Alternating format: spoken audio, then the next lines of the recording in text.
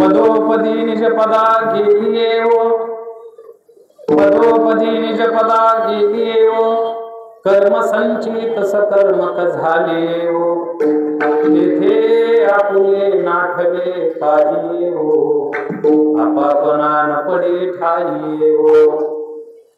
श्री गुरु प्रसादे ज्ञानबोध झाला ओ, श्री गुरु प्रसादे ज्ञानबोध झाला ओ, नवे ते ठाऊकी पडले ओ माय, तेथे आपुले नाठवे काही ओ, आपापना न पडे ठाई ओ.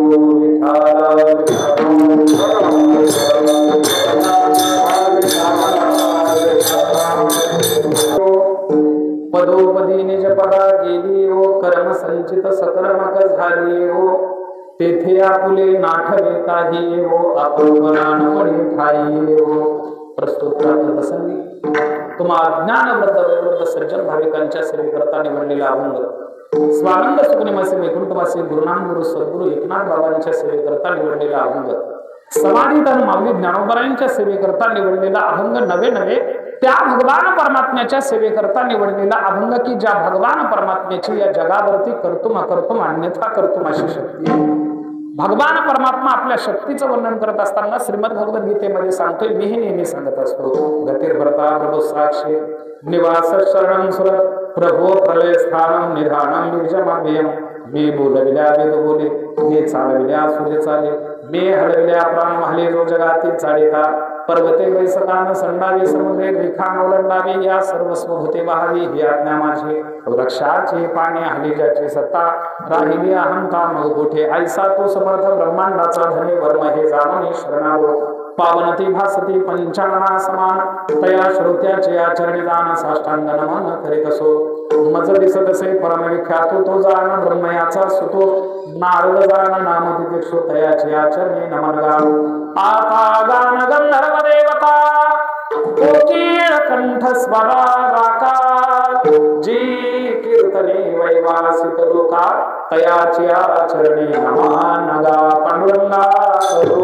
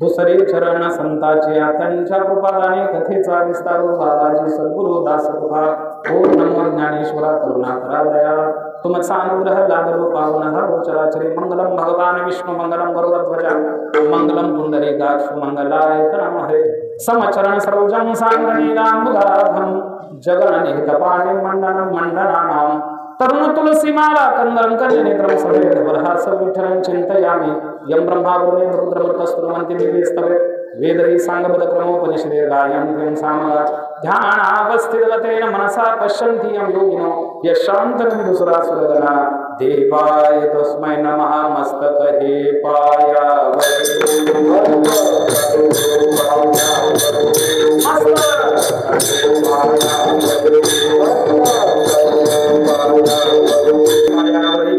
या वारकरी संतांच्या पदोपदी निजपदा गेली ओ पदोपदी निजपदा गेली ओ कर्म संचित सकर्मक झाली ओ तेथे आपुले नाठवे काही ओ आपापना न पडे खाई ओ प्रस्तुत प्राप्त संगीत तुम्हाला ज्ञानवृद्ध विवृद्ध सज्जन भाविकांच्या सेवेकरता निवडलेला अभंग समाधीचे राजे अलंकापूर निवासी संत वाङ्मयाचे थोर उपासक योग्यांचे शिरोमणी साधकांचे मायबाप आम्हा सारख्या दीन जनाची आई या समस्त जगताची माता माऊली ज्ञानोबराय यांचा हा 3 चरणाचा अत्यंत महत्वाचा चिंतनीय आणि एक विलक्षण स्वरूपाचा अभंग या कीर्तन रूपी निरूपणा करता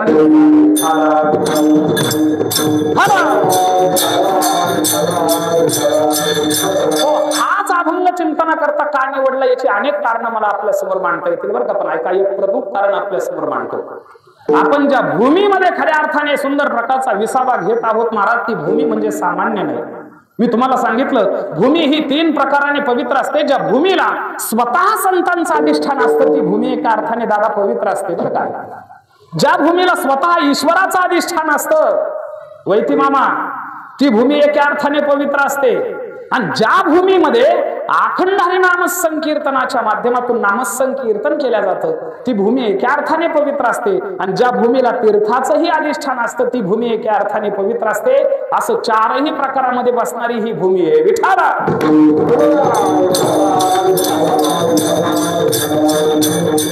ओ इथं देवतेचं अधिष्ठान जर आपण पाहिलं तर देवता सामान्य नाही महाराज इथं अगदी जुनाट शिवपीठ आहे बरं का शिवपीठ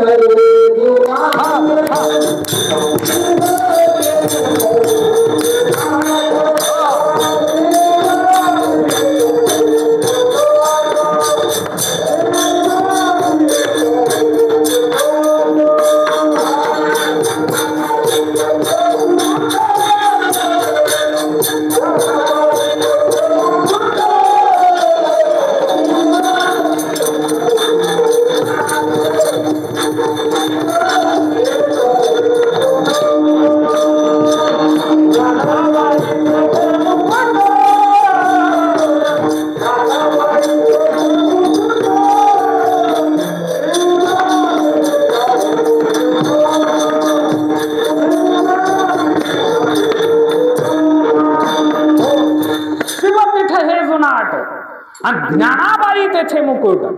एक तर साक्षात भगवान भोले बाबांचा अधिष्ठान या भूमीला लाभलेलं आहे सिद्धेश्वर भगवान परमात्म्याच्या स्वरूपामध्ये, बरं काय का. आणि दुसरी गोष्ट संतांचं अधिष्ठान जर आपण पाहिलं तर साक्षात समाधीधन माऊली ज्ञानोबा इथं समाधीस्थ झालेले आहेत महाराज.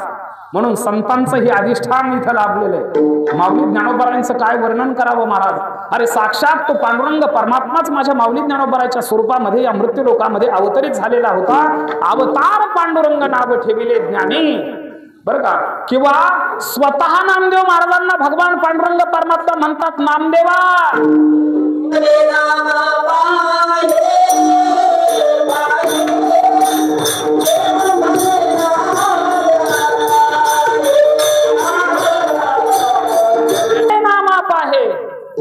ज्ञानदेव मीच आहे तो आणि मी नाही दुजा, आणि ज्ञानदेव आत्मा माझा. साक्षात समाधीधन माऊली ज्ञानोबरायचं अधिष्ठान इथं लाभलेलं आहे महाराज. या चारही भावंडांचा जर आपण विचार केला ना तर अलौकिक शक्ती होती. साक्षात मूर्तिमंत ईश्वरच यांच्या स्वरूपामध्ये या मृत्यूलोकामध्ये अवतीर्ण झालेला होता महाराज. निवृत्तीनाथांचा विचार जर केला तर मामा कोणाचा अवतार होता निवृत्तीनाथ? साक्षात भगवान शिवजी भगवान भोले बाबांचा अवतार म्हणजे निवृत्तीनाथ, बरं का. माऊली ज्ञानोबराय साक्षात महाविष्णूचा अवतार. सखा माझा ज्ञानेश्वर. ब्रह्मा सोपान तो झाला. सोपान काका म्हणजे साक्षात ब्रह्मदेव आहेत. आणि आदिमाया शक्तीचा अवतार म्हणजे साक्षात खऱ्या अर्थाने मुक्ताई होती महाराज. या मुक्ताईचे उपकार आहेत आपल्या या वारकरी संप्रदायामध्ये. या मुक्ताईने आपल्या वारकरी संप्रदायाला 3 देव प्रदान केलेत. म्हणून त्या मुक्ताईला 3ही देवाची आई जननी म्हणतात, बरं का. काय म्हणतात? जननी म्हणतात 3 देवाची.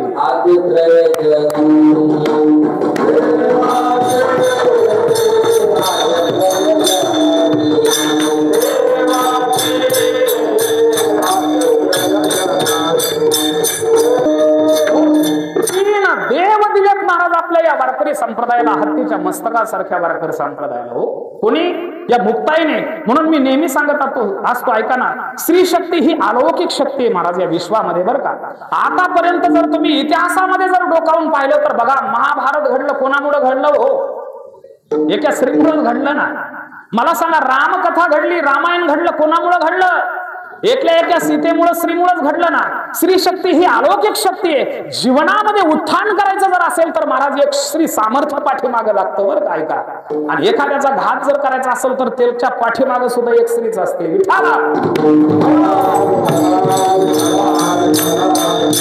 जास्त काही बोलत नाही, माझी प्रस्तावना लांबत चालली, बरं का. पण ती आवर्जून मला आपल्या समोर मांडायची. ऐका, मला सांगा, एखाद्या यशस्वी पुरुषाच्या पाठीमागं एखादी स्त्री असते, आणि मला सांगा एखाद्या अयशस्वी पुरुषाच्या पाठीमागं काय हाडळ असते का? हो त्याच्या पाठीमागं सुद्धा एक स्त्रीच असते ना. विठाला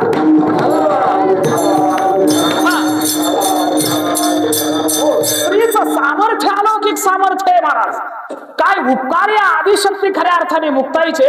या मुक्ताईने आपल्या वारकरी संप्रदायाला 3 देव प्रदान केलेत महाराज. पहिले देव दिलेत ते कोणते? ते म्हणजे चांगदेव, बरं का. वारकरी संप्रदायाला चांगदेव दिले. अरे 1400 वर्ष काळाला सुद्धा धोका देऊन चांगदेव महाराज वाघावर बसून निघालेत, बरं का. ऐका, अनेक प्रकारचे ते काय करत होते? जारण मारण उच्चाटन करणे, कवटाल वसीकरण वगैरे हे तंत्रमंत्र विद्या त्यांना अवगत होत्या. जिवंत माणसं त्यांच्याकडे जर आणले तर संजीवनी मंत्राच्या द्वारे महाराज ते मेलेले माणसं सुद्धा जिवंत करायचे. हे सामर्थ्य होतं कोणाचं? हे बोलू नका. विठाला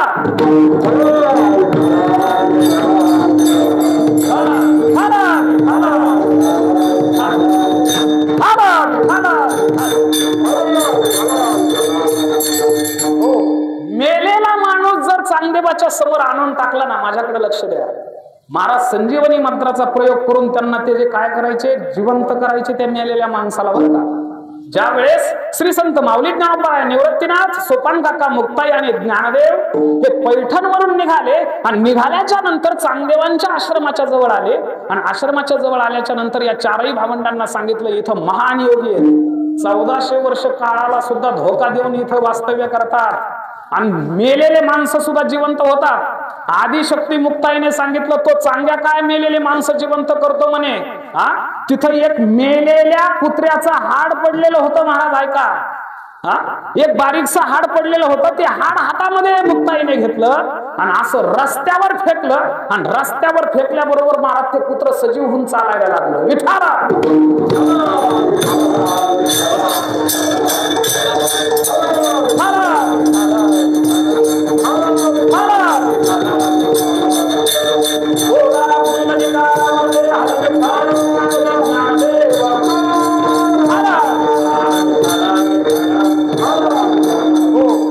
मेलेल्या कुत्र्याचं हाड पडलेलं होतं, ते हाड पडल्याबरोबर असं फेकल्याबरोबर सजीव होऊन कुत्र पळायला लागलं। हे सामर्थ्य मुक्ताईचं।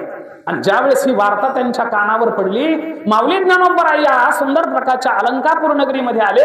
माऊली ज्ञानोबरायांसहित त्या चारही भावंडांचं दर्शन आपण घ्यावं म्हणून वाघावर बसून निघालेत महाराज चांगदेव महाराज। इथं विश्रांत वड म्हणून आहे, कुठं आळंदीमध्ये वडगाव रोडला इथून 1.5-2 किलोमीटर अंतर आहे। त्या विश्रांत वडाच्या जवळ थांबले आणि थांबल्याच्या नंतर माऊली ज्ञानोबरायांना भेटीचं पत्र पाठवावं म्हणून त्यांनी काय केलं महाराज, कोराच कागद पाठवला।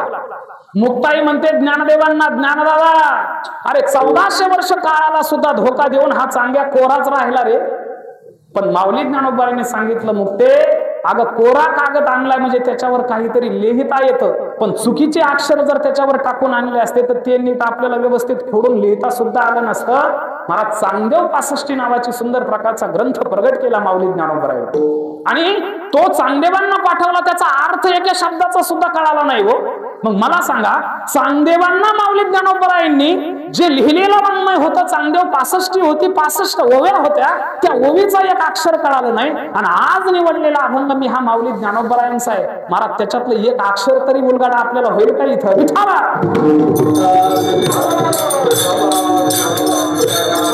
इतर संतांच्या तुलनेमध्ये माऊली ज्ञानोबरायांचं वाङ्मय अतिशय क्लिष्ट, अतिशय महाराज कठीण आहे बरं का।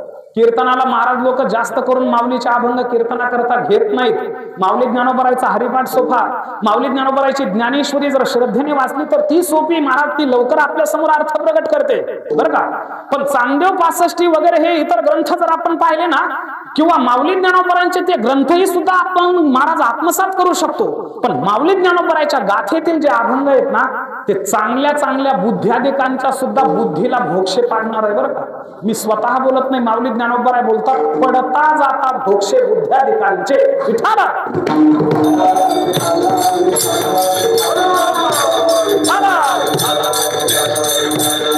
हो, आता बुद्ध्याधिक म्हणजे ज्यांनी रद्दी पुस्तकावर PhD घेतल्यात दादा, त्यांना बुद्ध्याधिक म्हणत नाही बरं का अनंत दादा। कोणाला म्हणायचंय बुद्ध्याधिक? माझ्याकडे लक्ष द्या, व्याख्या सांगतो तुम्हाला। बुद्धिवान कोणाला म्हणायचंय? ज्याचे 4 वेद, 6 शास्त्र, 18 पुराण, 108 उपनिषद मुखोद्गत आहेत बरं का, त्याला बुद्ध्याधिक म्हणायचं। आणि अशा बुद्ध्याधिकांनी किंवा जीवनमुक्त महात्म्यांनी जरी आमच्या या संतांच्या संत वाङ्मयावरती अभ्यास आणि अध्ययन करण्याचा प्रयत्न केला तर चांगल्या चांगल्या बुद्ध्याधिकांच्या सुद्धा बुद्धीला भोक्षे पाडणार हे गहन संतांचं संत वाङ्मय महाराज। 1400 वर्ष काळाला सुद्धा धोका देऊन त्या चांगदेव महाराजांना एकही अक्षर कळालं नाही। महाराज वाघावर बसून निघाला अहंकाराने। ऐका ना, माऊली ज्ञानोबरायांना मुक्ताई म्हणते, ज्ञानदेवा ए ज्ञानदादा, अरे साक्षात वाघावर बसून 1400 वर्ष काळाला धोका देणारा तो चांगदेव येतोय, त्याला भेटी करता आपण सामोरं जायला पाहिजे, काय करावं रे? त्यावेळेस माऊली ज्ञानोबरायांनी सांगितलं, मुक्ते काळजी करू नको, तो वाघावर बसून येतोय का, आपण सुद्धा जी अचल वस्तू आहे तिला सुद्धा सुंदर प्रकारचं संचलित केल्याशिवाय राहणार नाही। अरे भिंतीवरती माझे माऊली ज्ञानोबरायांसहित 4ही भावंड बसले आणि त्या भिंतीला आज्ञा केली आणि आज्ञा केल्याबरोबर ती भिंत सुद्धा आकाश मार्गाने नाही, चांगदेवाला भेटण्याकरता गेली। विठाला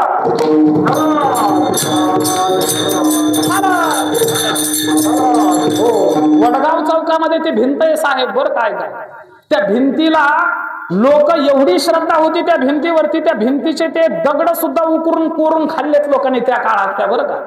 मग तिचा नायनाट होऊ नये, ती नष्ट होऊ नये, माऊली ज्ञानोबरायांचा स्पर्श झालेला आहे ना हो तिला, त्या भिंतीला, म्हणून ही दुसरी भिंत त्याच्यावर निर्माण केली आणि ती आतमध्ये ठेवली बरं का। ती आजही भिंत अलंकापूर नगरीमध्ये, अरे अचल वस्तू सुद्धा माऊली ज्ञानोबरायांनी चालवली आणि चांगदेव महाराजांनी या 4ही भावंडांचं सामर्थ्य पाहिलं आणि सिद्ध बेटामध्ये यांच्याच जवळ सद्गुरूच्या चरणी पडून राहावं म्हणून सुंदर प्रकारचा ठाम निश्चय केला महाराज। आता सद्गुरूच्या तिथं राहिल्याच्या नंतर, गुरुच्या घरी राहिल्याच्या नंतर मग उगा काहीतरी बोंबलं तिकडं तिकडं फिरावं लागतं का? नाही. तिथं गुरु सेवा करावी लागते महाराज. काय काय सेवा करावी लागते? सर्व सेवा करावी लागते. तनु मनु जीवे चरणाशी लागावे, अगरबत्ता करावे, दास्य सकळ, बरं का, हे सगळ्या गोष्टी तिथं कराव्या लागतात. मग तिथं करत असताना एक दिवस भोजन बनवण्याकरता सुंदर प्रकारची लाकडाची मुळी आणण्याकरता चांगदेव जंगलात गेले. बरं का, माझ्याकडे लक्ष द्या, मी प्रस्तावना आपल्या समोर ठेवतो. हा, मुळी आणण्याकरता चांगदेव गेले. चांगदेवाने मुळी आपल्या खांद्यावर घेतली. खांद्यावर घेतल्याच्या नंतर झोपडी जवळ आले. साक्षात आदिशक्ती मुक्ताबाई स्नान करत होती महाराज, बरं का, स्नानगृहामध्ये. आणि स्नान करत असताना चांगदेवाने खाली असं दरवाजातून डोकावून आतमध्ये पाहिलं तर साक्षात मुक्ताबाई स्नान करतात. लाजले स्वतःला चांगदेव महाराज आणि तसंच दरवाजाच्या बाहेर आले. बाहेर असं खांद्यावर मुळी घेऊन उभा राहिले. उभा राहिल्याच्या नंतर मुक्ताईने सुंदर प्रकारचं स्नान वगैरे कर्म आटोपलं आणि स्नान आटोपून त्या चांगदेव महाराजाच्या समोर उभा राहिल्या आणि सांगितलं, चांगा, अरे आतमध्ये का नाही आला मुळी टाकण्याकरता? मुळी खांद्यावरच घेऊन इथं उभा आहे का? चांगदेव महाराजांनी सांगितलं, आई साहेब, तुम्ही स्नान करत होता व स्नानगृहामध्ये, त्यावेळेस मुक्ताईने सांगितलं, चांग्या, अरे 1400 वर्ष काळाला धोका देऊन सुद्धा माझ्यातली स्त्री तुला दिसली, पण माझ्यातली संत तुला दिसली नाही. अजून तुला शिक्षणाची गरज आहे. विठाला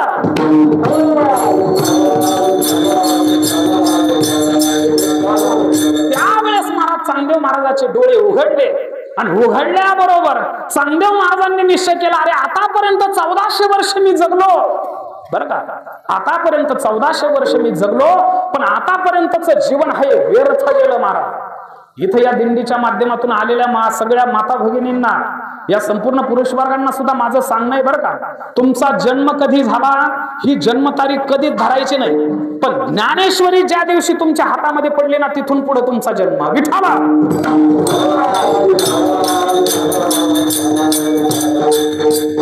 आतापर्यंत मी लहान लहान बालक बघितले ज्यांचं आयुष्य जर पाहिलं तर उगा 1-2 वर्षाचं, म्हणजे 2 वर्षापूर्वी ज्ञानेश्वरी काहींनी उघडून बघितलेली, बरं का.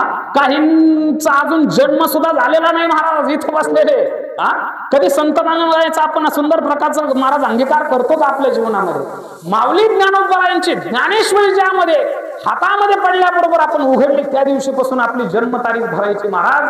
चांगदेव महाराजांनी सुद्धा तेच केलं. अरे 1400 वर्ष जगून मी त्या काळाला धोका दिला, बरं का, पण आज खऱ्या अर्थाने माझा जन्म या मुक्ताईच्या पोटी झाला. वा वा वा, असं समर्पक प्रमाण, आणि तेही एका पोलीस अधिकाऱ्याच्या तोंडातून म्हटलं, महाराज हे खऱ्या अर्थाने वारकरी संप्रदायाचं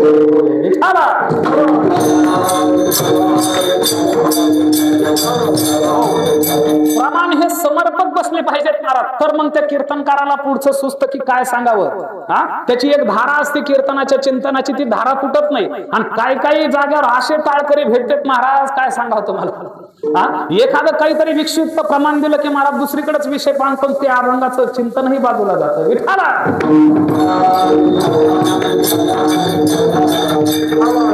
सांगदेव म्हणे, बरं का, आज जन्म आलो आणि गुरुपुत्र झालो मुक्ताईचा.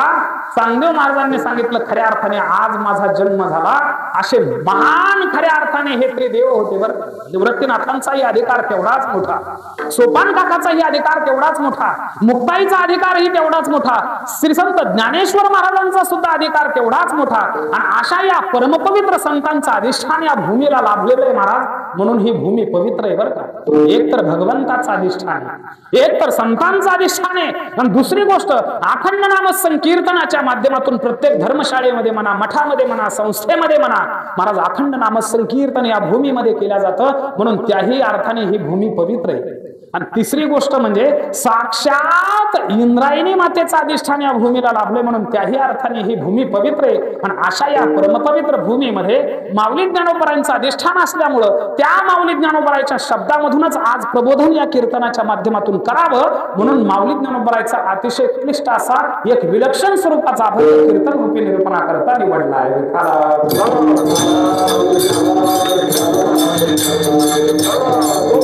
विलक्षण या अर्थाने मी म्हटलो, ऐका, मी तुम्हाला सांगितलं विलक्षण या अर्थाने म्हटलो, इतर संतांच्या तुलनेमध्ये माऊली ज्ञानोबरायांचं वाङ्मय आणि अभंग थोडेसे अवघड आहेत, बरं का. कारण आमच्यासारखे चांगले चांगले 4-4 वर्ष संस्कृतमध्ये घालवलेले कीर्तनकार सुद्धा थरथर कापतात माऊलींचे अभंग घ्यायचे म्हटलं तर. कारण चिंतना करताना त्याच्यातला अर्थ, त्याच्यातला भाव बाहेर काढण्याकरता अतिशय कठीण असतात.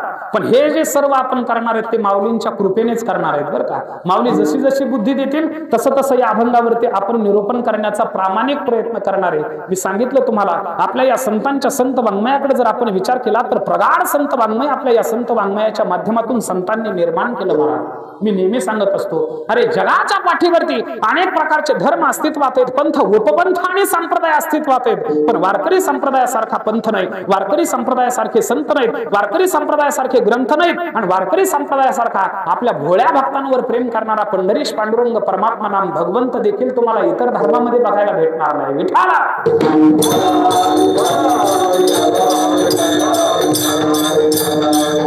इतर धर्म हे माणसाने निर्माण केलेले आहेत हो बरं का. इतर धर्म हे कोणीतरी माणसाने निर्माण केलेले आहेत. मला सांगा, इस्लाम धर्माची प्रतिष्ठापना कोणी केली हो? मुहम्मद पैगंबरांनी केली. क्षत्रिय कुल उत्पन्न सामान्य मानव होते. बौद्ध धर्माची प्रतिष्ठापना कोणी केली? गौतम बुद्धांनी केली. क्षत्रिय कुल उत्पन्न सामान्य मानव होते. मानव पंथाची प्रतिष्ठापना कोणी केली? चक्रधरांनी केली. सामान्य मानव होते. जैन धर्माची प्रतिष्ठापना जरी दुसऱ्याने केली असेल तरी ज्यांना 24वे तीर्थकर म्हणून आपण ओळखतो ते वर्धमान महावीर सुद्धा मानवच होते. पण हत्तीच्या मस्तकासारख्या आपल्या या विशाल वारकरी संप्रदायाची परंपरा जर आपण पाहिली ना तर महाराज, ही परंपरा कोणी निर्माण केली? मी बोलत नाही. कोणी या वारकरी संप्रदायाची प्रतिष्ठापना केली? माऊली स्वतः बोलतात. आदिनाथ गुरु सकाळ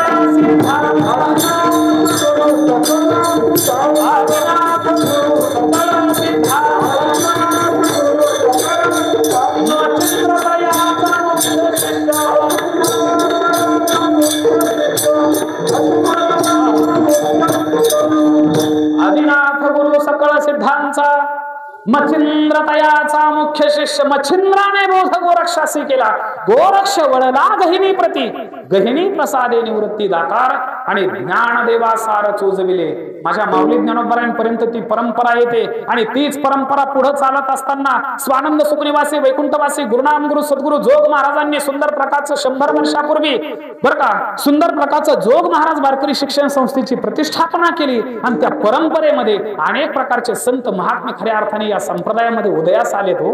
बंकट स्वामी महाराज असतील बरं का, लक्ष्मण बुवा इगतपुरीकर असतील बरं का, दांडेकर मामा असतील, ही जी सगळी संत महंत मंडळी उदयास आली याच परंपरेमध्ये त्यांच्यानंतर महाराज एक अलौकिक परंपरा प्रस्थापित झाली. ती म्हणजे आपल्या या मुंबईच्या क्षेत्रामध्ये बरं का. कारण आगरी आणि माळकरी असं जर म्हटलं की वाघाला माळ घातल्यासारखी होती महाराज.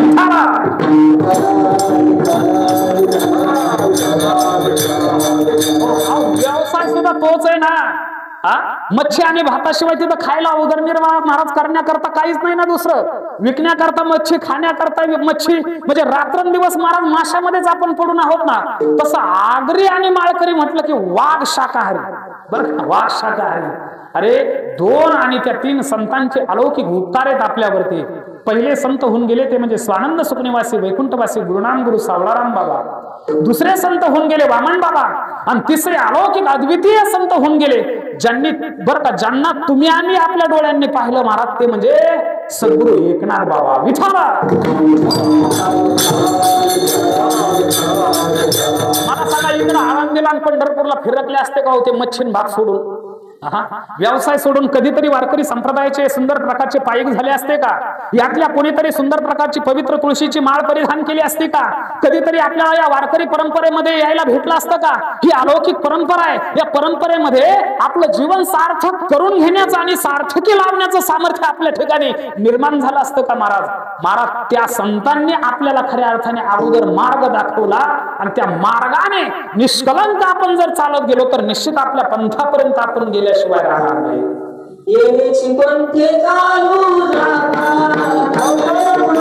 या संपूर्ण मुंबईकरांची कीव आली असावी देवाला बरं का ताई. या सर्व मुंबईकरांची कीव आलेली असावी. या संपूर्ण समाजाची कीव आलेली असावी.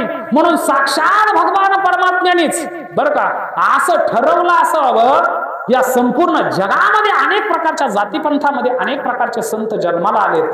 फक्त एकला एक समाज राहिलाय, तो म्हणजे संपूर्ण मुंबईकर बरं का, आगरी कोळी.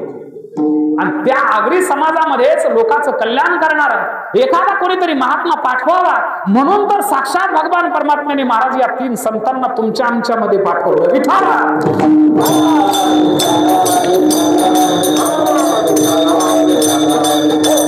कारण त्यांचं स्वइच्छा प्रारब्ध असताना संतांचं ते कधीही स्वतःच्या इच्छेने येतात आणि स्वतःच्या इच्छेनेच जातात महाराज बरं का.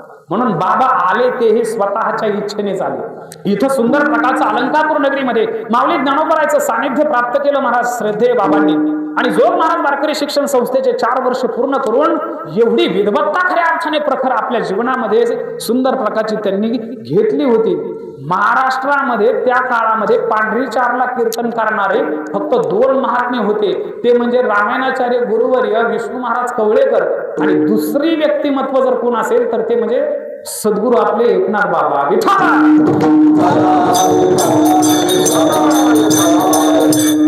ते कीर्तन बी म्हणजे असं काय बाजारो कीर्तन नव्हतं. उगा बोलायचं म्हणून बोलायचं असं कीर्तन नव्हतं. बाबांचे जे कीर्तन होते ना ते बाबांचे कीर्तन बाबांनी अभंग प्रत्येक वेळी वेगवेगळा निवडावा आणि त्यावरती निरूपण करत असताना महाराज वेगवेगळ्या सुंदर प्रकारचे चिंतन समाजाच्या समोर मांडावे आणि त्या चिंतनाने एवढे प्रभावित लोक होत होते महाराज, आकर्षित होत होते. संपूर्ण महाराष्ट्रभर महाराष्ट्राच्या कानाकोपऱ्यामध्ये बाबांनी आपल्या या सुंदर प्रकारची भगवी पताका वारकरी संप्रदायाची प्रखरपणे तेवढीच फडकवली आणि अशा सुंदर प्रकारच्या सद्गुरूंचं परमपवित्र सानिध्य तुम्हाला आम्हाला प्राप्त झाले महाराज. तीच परंपरा पुढे माझे परममित्र मी ज्यांना मोठे बंधू म्हणून बघतो ते आमचे श्री हरिभक्तीपरायण कृष्णा महाराज मात्रे हे देखील सुंदर प्रकारचं मोठ्या कठीण परिस्थितीमध्ये बरं का मोठ्या कठीण परिस्थितीमध्ये आहे त्या परिस्थितीमध्ये कधी रागवून कधी प्रेम करून अशा पद्धतीने महाराज तेही सार्थपणे चालवतात. त्यांना सुद्धा द्यावे तेवढे धन्यवाद थोडे. विठाला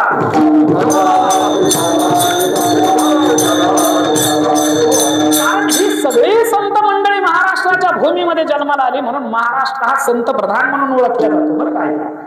देवाने संपूर्ण राज्याला भर भरून दिले. काश्मीरला भगवान परमात्म्याने सुंदरता दिली बरं काय का. काश्मीरला भगवान परमात्म्याने सुंदरता दिली, भावना ओतली ती उत्तर प्रदेश मध्ये ओतली ऐका. श्रद्धा दिली ती सुंदर प्रकारची मध्य प्रदेश मध्ये दिली भगवान परमात्म्याने. ऐश्वर्य दिलं ते कुठं दिलं, गुजरातला दिलं. बघा तुम्ही आपल्या भारताचे पहिले पंतप्रधान कोण आहेत, गुजरातीच आहेत ना महाराज. मला सांगा जे दुसऱ्या नंबरचं खातं आहे गृहमंत्री पद ते कोणाकडे, एका गुजरात्याकडेच आहे ना. या नोटावरती रंगीबिरंगी नोटावरती ज्याची सही आहे पटेल म्हणून ते पटेल सुद्धा गुजरातचेच आहेत ना. एवढं ऐश्वर्य गुजरातला भगवान परमात्म्याने प्रदान केलं. काश्मीरला सुंदरता दिली, भावना ओतली उत्तर प्रदेशमध्ये. हे सगळे राज्य म्हणायला लागले का हो तुमच्या महाराष्ट्राला देवाने काही दिलं का बरं का. झाला का एखादा पंतप्रधान तुमच्या महाराष्ट्रातला. मी त्यांना एवढंच सांगू इच्छितो अरे जरी नसेल झाला पंतप्रधान आमच्या महाराष्ट्राचा पण आमचा महाराष्ट्र हा संत प्रधान आहे यामध्येच आम्हाला स्वाभिमान आहे.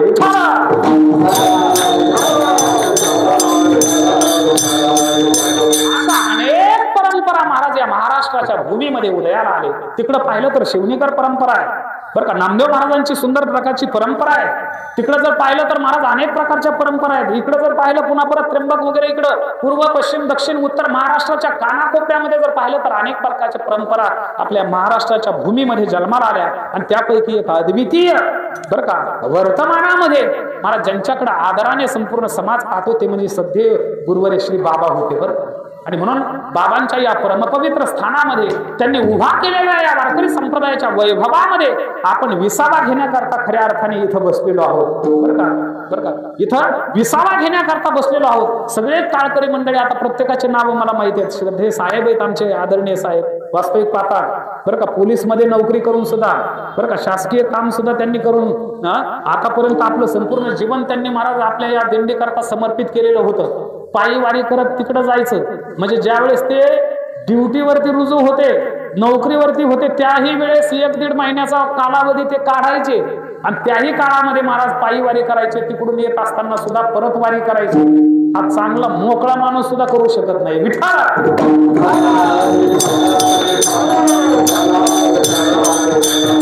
सगळीच मंडळी ही आभाळा एवढी माणसं आहेत महाराज ही जपली पाहिजेत बरं का.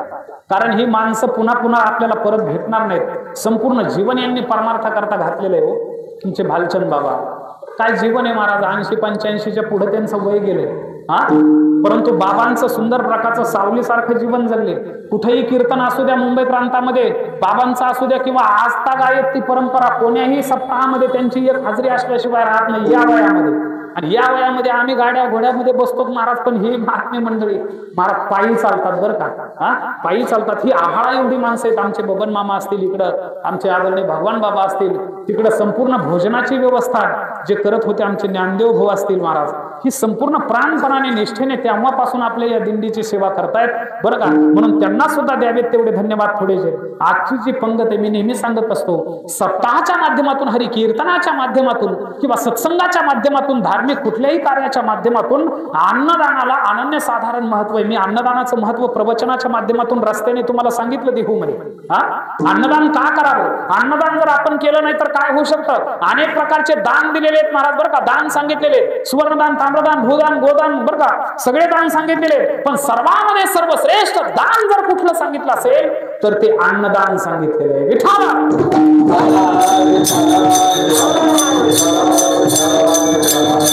अन्नदान हे सर्वश्रेष्ठ दान म्हणून सांगितलं या विश्वामध्ये. कारण प्रापंचिकाचं ते भूषण आहे. आतिथ्यं शिव पूजनम प्रतिदिनम मिष्टान्नपानं गृहे साधो संगम उपासते हे सततम धन्यो गृहस्थाश्रम. कोणाला धन्य गृहस्थाश्रम म्हणायचं? ज्या गृहस्थाश्रमामध्ये महाराज सुंदर प्रकारचं अतिथीला ईश्वर समजून पूजन करून अन्नदान केलं जातं, तो खऱ्या अर्थाने धन्य गृहस्थाश्रम. म्हणून आपल्या श्री क्षेत्र कोपरखैरणे पासून आळंदी पर्यंत येणारे जेवढे काही अन्नदाते, आणि अलंकापूर नगरीमध्ये तर महाराज इथं एक शीत तिथले अन्न, इथं एक शीत जरी अन्नदानामध्ये आपल्याकडून खर्च जर झाला तर अनंत कोट्याची कोट्यानुकोटी महाराज खऱ्या अर्थानं पुण्य पाप राशी, आपल्या पुण्याच्या राशी आपल्याला जोडल्या जातात बरं का. आणि म्हणून इथं जो काही श्रद्धावान भाविक सुंदर प्रकारचा अन्नदानाच्या माध्यमातून सेवा करतो महाराज, त्याच्यासारखा भाग्यवान या जगामध्ये दुसरा कोणी नाही. सर्वज्ञ माझे अन्नदाते. पण आजची जी पंगत आहे बरं का, सुंदर प्रकारची या दशमीची पंगत, ती वैकुंठवासी आमच्या सगुणा आई वामनराव पाटील या सगुणा आईच्या पुण्यस्मरणाच्या निमित्ताने खऱ्या अर्थाने ही सुंदर प्रकारची महापंगत आहे महाराज. आणि त्यांच्या स्मरणार्थ ही पंगत घालणारी बरं का. आपल्या या दिंडी सोहळ्या करता महाराज ज्यांनी संपूर्ण नाश्त्याची व्यवस्था मोठा, मला वाटलं एखादं बारीक छोटस टेम्पो पाठवतील बरं का, पण तो टेम्पो आमच्या या संपूर्ण थकलेल्या भागलेल्या वारकऱ्यांना सुद्धा बसण्याकरता कामी आला अक्षय भैया बरं का. अगदी मोठा टेम्पो आणि नाश्त्या सहित इथपर्यंतची संपूर्ण काळजी बरं का. माझ्यावर नितांत प्रेम करणारे, आपल्या दिंडीवरती, आपल्या संपूर्ण वारकरी समाजावरती नितांत प्रेम करणारे बरं का युवा नेते आमचे श्री हरी भक्तीपरायण आमचे अक्षय भैया, त्या अक्षय भैयाच्या माध्यमातून सुंदर प्रकारची आजची ही सुंदर प्रकारची पंगतीचं अन्नदान इथं घडते. म्हणून त्यांना सुद्धा द्यावे तेवढे धन्यवाद द्यायचे.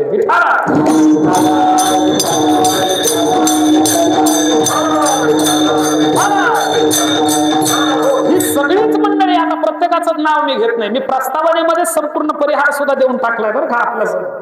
ही सगळी मंडळी आभाळा एवढी सुंदर प्रकारची माणसं आहेत महाराज. वारकरी संप्रदायाची परंपरा अनेक आहे, अनेक प्रकारचे संत उदयास आले, तसं वाङ्मय सुद्धा आपल्या वारकरी संप्रदायामध्ये विपुल प्रमाणामध्ये निर्माण झालं बरं का.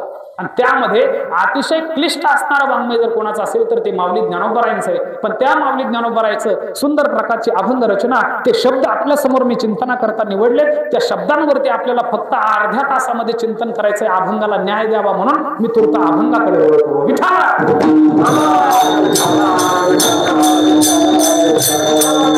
अभंग हा माऊली ज्ञानोबरायांचा ऐका. या अभंगाच्या माध्यमातून माऊली ज्ञानोबरायांनी बरं का आपल्या वृत्तीरूपी मैत्रिणीशी म्हणा किंवा बुद्धिरूपी मैत्रिणीशी संवाद आहे बरं का. जसं विवाह काल जवळ आल्याच्या नंतर एखाद्या मुलीचं जर समजा जमलं आणि जमल्याच्या नंतर महाराज ती दुसरी जी मैत्रीण असती, ती मैत्रीण जसं विचारत असती, बाई ए बाई, अगं तू लग्नाच्या अगोदर तुझ्या सासरी जाऊन आलीस, सासर बघून आलीस, घरदार बघून आलीस, सांग ना तुझं सासर कसं आहे, तुझे पतिराज होणारे कसे, हे जसं कुतूहलाने विचारत असते ना, तसं आपल्या वृत्तीरूपी मैत्रिणीशी माऊली ज्ञानोबराय म्हणतात, ए साजनी, ए मैत्रिणी, पदोपदी निज पदा गेली हो. मी त्या भगवान परमात्म्याच्या अलौकिक असणाऱ्या निजपदाला गेले. आणि निजपदाला गेल्याच्या नंतर काय झालं, कर्म संचित सकर्मक झाली हो. जेवढं मी नित्य नैमित्तिक कर्म माझ्या जीवनामध्ये सकाम निष्काम कर्म केलं ते संपूर्ण सत्कर्म झालं, असं कोण म्हणतं? माऊली ज्ञानोबराय म्हणतात बरं का. त्यावेळेस महाराज स्वतः माऊली ज्ञानोबराय आपल्या वृत्तीरूपी मैत्रिणीशी म्हणतात, काय सांगू बाई तुला, हे एवढं जर कोणामुळे घडलं असेल तर श्री गुरु प्रसादे ज्ञानबोध झाला हो, नवे ते ठाऊके पडिले ओ माय. मला जे माहित नव्हतं ना ते अस्खलित परब्रह्म, ते परब्रह्म मला माहित झालं. ती कोणाची कृपा असेल तर ती फक्त श्री गुरूंची कृपा. विठाला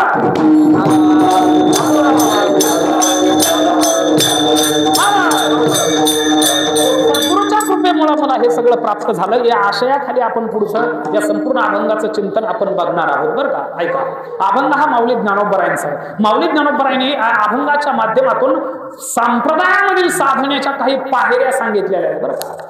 नाही तर उठलं सुटलं माळ घातल्याच्या नंतर माऊलीच्या नंतर माझाच नंबर असं म्हणून जमत नाही संप्रदायामध्ये. त्याच्या पाठीमागं खडतर साधना लागते महाराज. ज्यावेळेस आम्ही अलंकापूर नगरीमध्ये वेदाध्ययन करण्याकरता आलो, इथं राहण्याची सुद्धा व्यवस्था नव्हती. 15 जण 10 बाय 10 उंचावर खोलीमध्ये डांबलेले होते महाराज विद्यार्थी. ऐका, आणि झोपायच्या वेळी याचा पाय त्याच्या पोटावरून, त्याचा परत हात मारत त्याच्या छातीवर, त्याचं संपूर्ण अंग शरीर महाराज दुसऱ्याच्या अंगावर असायचं. 10 बाय 10 रोजच्या रूम मध्ये आम्ही 10-10, 15-15 जण झोपायला होतो, राहायला होतो. तुम्हाला सांगा ती खडतर साधना होती. हे उगाच देव पण येत नाही, कोणी उगाच पाय पडत नाही. एवढं विठाला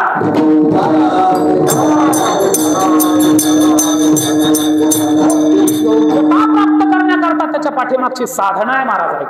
अरे ज्या काळामध्ये अलंकापूर नगरीमध्ये 2000 काळामध्ये आलो, कुठल्याही अन्नदानाची व्यवस्था अलंकापूर नगरीमध्ये नसायची महाराज.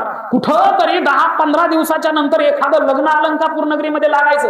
आता रोजच 10-10, 20-20, 200-200 लग्न लागतात आळंदीमध्ये बरं का. तर त्या काळामध्ये 10-15 दिवसाला एक लग्न लागायचं. आम्हाला जर समजा काही खायची इच्छा झाली चांगलं बरं का, तर इकडं तिकडं वराडी म्हणून महाराज लहानपणी आम्ही तिथं जायचो. आणि तिथं गेल्याच्या नंतर तिथं जाऊन आम्ही अन्नग्रहण करून जीवन काढलेलं या अलंकापूर नगरीमध्ये. याच वास्तूने आधार दिला या अलंकापूर नगरीमध्ये. इथं आल्याच्या नंतर मधुकरीमध्ये पाळी लागली आणि त्या मधुकरीमध्ये ते सुंदर प्रकारची भिक्षा मागून आणल्याच्या नंतर रोजची फक्त 1 ते 1.5 भाकरी महाराज वाट्याला यायची आमच्यावर. काय 1 ते 1.5 भाकरी वाट्याला यायची. त्याच्यातली अर्धी भाकरी खायची सकाळी, दुपारी अर्धी ठेवायची आणि उरलेली अर्धी गरम वाळू मध्ये, म्हणजे आपल्या धर्मशाळेचं 3ऱ्या मजल्यावरचं काम चालू होतं तिथं वाळू होती बरं का. तिथं फरशी सुद्धा टाकलेली नव्हती, काही नव्हती. रूम मध्ये सुद्धा वाळू असायची. त्या वाळू मध्ये आम्ही अशा त्या अर्ध्या भाकरी प्रत्येकाने टाकायच्या, कडक उन्हाने अशा भाजून निघायच्या. आणि रात्री महाराज त्या कुठल्याही प्रकारच्या तेलाविना त्या कोरड्या चटणीने त्या खायच्या, जीवन जगायचं, अध्ययन करायचं. ही खडतर साधना त्याच्या पाठीमागे आहे.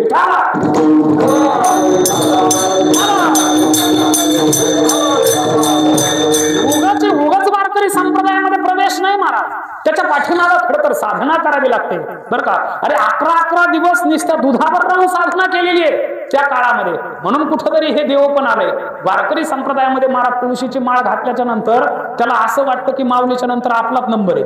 एक ओवी जर त्यांनी वाचली ना, त्याला वाटतं जगद्गुरु तुकोबा आहे नाहीत, माऊली नाहीत, निळोबा आहे नाहीत, हो आणि नाही. आता त्या माऊलीच्या नंतर आपलाच नंबर आहे महाराज, असा अहंकाराने काही माणसं बोलतात बरं का. पण वारकरी संप्रदायामध्ये निष्ठा लागते, वारकरी संप्रदायामध्ये साधना लागते. आणि वारकरी संप्रदायाच्या साधनेच्या काही पायऱ्या सांगितलेल्या आहेत माऊलींनी या अभंगामध्ये. त्या पायऱ्या मला आपल्या समोर मांडायच्या आणि माझं कीर्तन संपवायचं.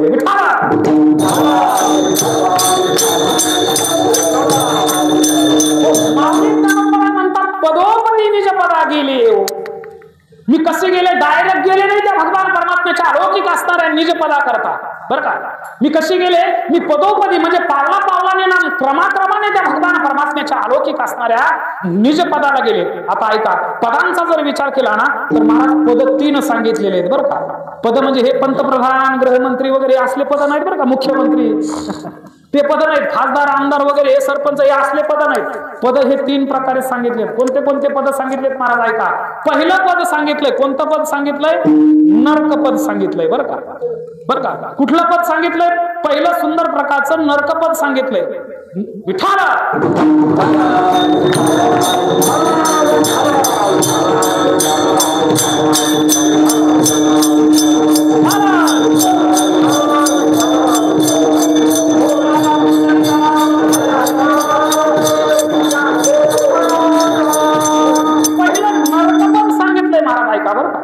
दुसरं स्वर्गपद सांगितलं आणि तिसरं जे पद सांगितलंय ते निजपद सांगितलंय बरं का. मला सांगा, आता नरकपदाला जाण्याकरता माणसाकडे काय लागतं? दुसऱ्याची निंदा करा, बर का, अजिबात विना तिकीट तिथपर्यंत पोहोचल्याशिवाय राहणार नाही माझ. वारकरी संप्रदायामध्ये जर कीर्तनाच्या माध्यमातून बर का, ऐका, या सुंदर प्रकारच्या नारदाच्या गादीवरती, व्यास गादीवरती जर अपसिद्धांत आपल्या तोंडातून गेले तर महाराज तिथं जर गेले ना आपण चेक जर नरक केला ना तर मला वाटतंय आमच्यासारखे कमर बांधणारे तिथं जास्त दिसतील. विठाला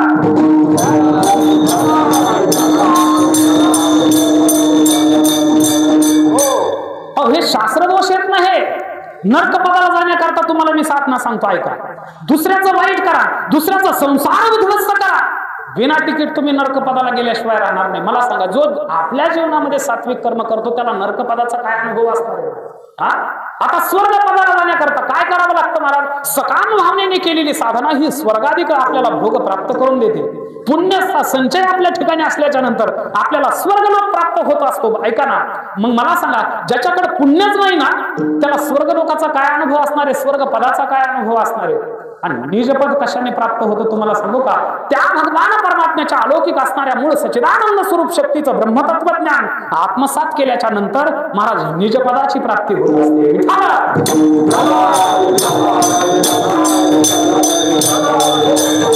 ज्याच्याकडे पापच नाही महाराज त्याला नरकपदाचा काय अनुभव असणार आहे? ज्याच्याकडे पुण्य नाही त्याला स्वर्गपदाचा काय अनुभव असणार आहे? आणि ज्याच्याकडे ज्ञान नाही त्याला निजपदाचा काय अनुभव असणार आहे? थोडस अवघड सांगतोय बरं का आपल्या समोर.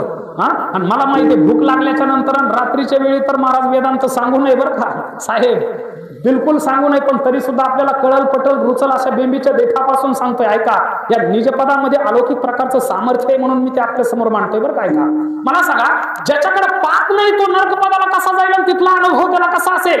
म्हणून धर्मशास्त्र सांगतोय महाराज, अनुभवजन्य माणसापाशीच अनुभवाच्या गप्पा गोष्टी हाणाव्या. आणि अनुभव जर नसला त्याच्या समोर आपण कितीही त्या मार्गातली बडबड केली तर त्याला काय कळणार आणि काय पटणार आणि काय रुचणार आहे? मला सांगा, एखाद्याला जर याची समजा सवयच नाही, त्याने कधी घेतलेलीच नाही, आणि त्याला जर समजा एखादा बेवडा म्हणायला लागला, पिणारा म्हणायला लागला, अरे बाबा एक घेतल्याच्या नंतर काय आनंद येतो, कसा असा विदेही माणूस होतो, असं जर त्याला सांगायला लागलं तर त्याला काय करणार आहे? विठाला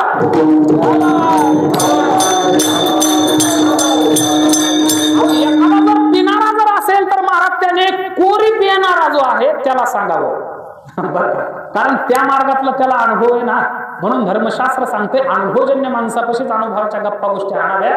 पण इथं माझा भगवान परमात्मा प्रभू श्री रामचंद्र रामायणामध्ये 2 ठिकाणी चुकलेत बरं का, 2 ठिकाणी चुकले. तुम्ही मला महाराज रामायण सांगता म्हणून रामावरच आरोप करता का?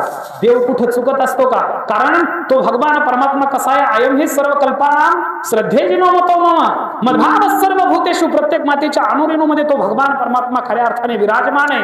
त्या ब्रह्माला ब्रह्म ही संज्ञा का पडली? येतो वा इमानी भूतानी जायन्ते येन जातानि जीवन्ति यत् पर्यन्त्याभिसंविशन्ति तद ब्रह्म किंवा ज्ञेयं यत् प्रवक्ष्यामि यज्ञात्वा मृतमश्नुते अनादिमत परम ब्रह्म न सत्तन्ना सदुच्यते. किंवा जे जाणतली यासाठी संसार मोडून या काठी आणि जिरोनी जाई पोटी नित्यानंदाच्या, त्याला ब्रह्म म्हणायचं. ते निर्विषय निराकार असतं. देव कुठं चुकत असतो का? पण मी आता हे लोक प्रेमाने रामायणाचार्य म्हणतात, आला भाग म्हणून आपल्या समोर मांडतो.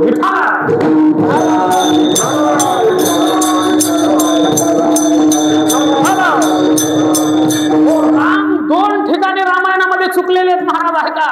कुठं कुठं चूक केली? शास्त्र सांगताय अनुभवजन्य माणसापाशीच अनुभवाच्या गप्पा गोष्टी आणाव्या, तर त्याला त्या कळतात, पटतात, रुजतात. 2 ठिकाणी राम चुकले बरं का. कुठं? ऐका तुम्ही, काय झालं?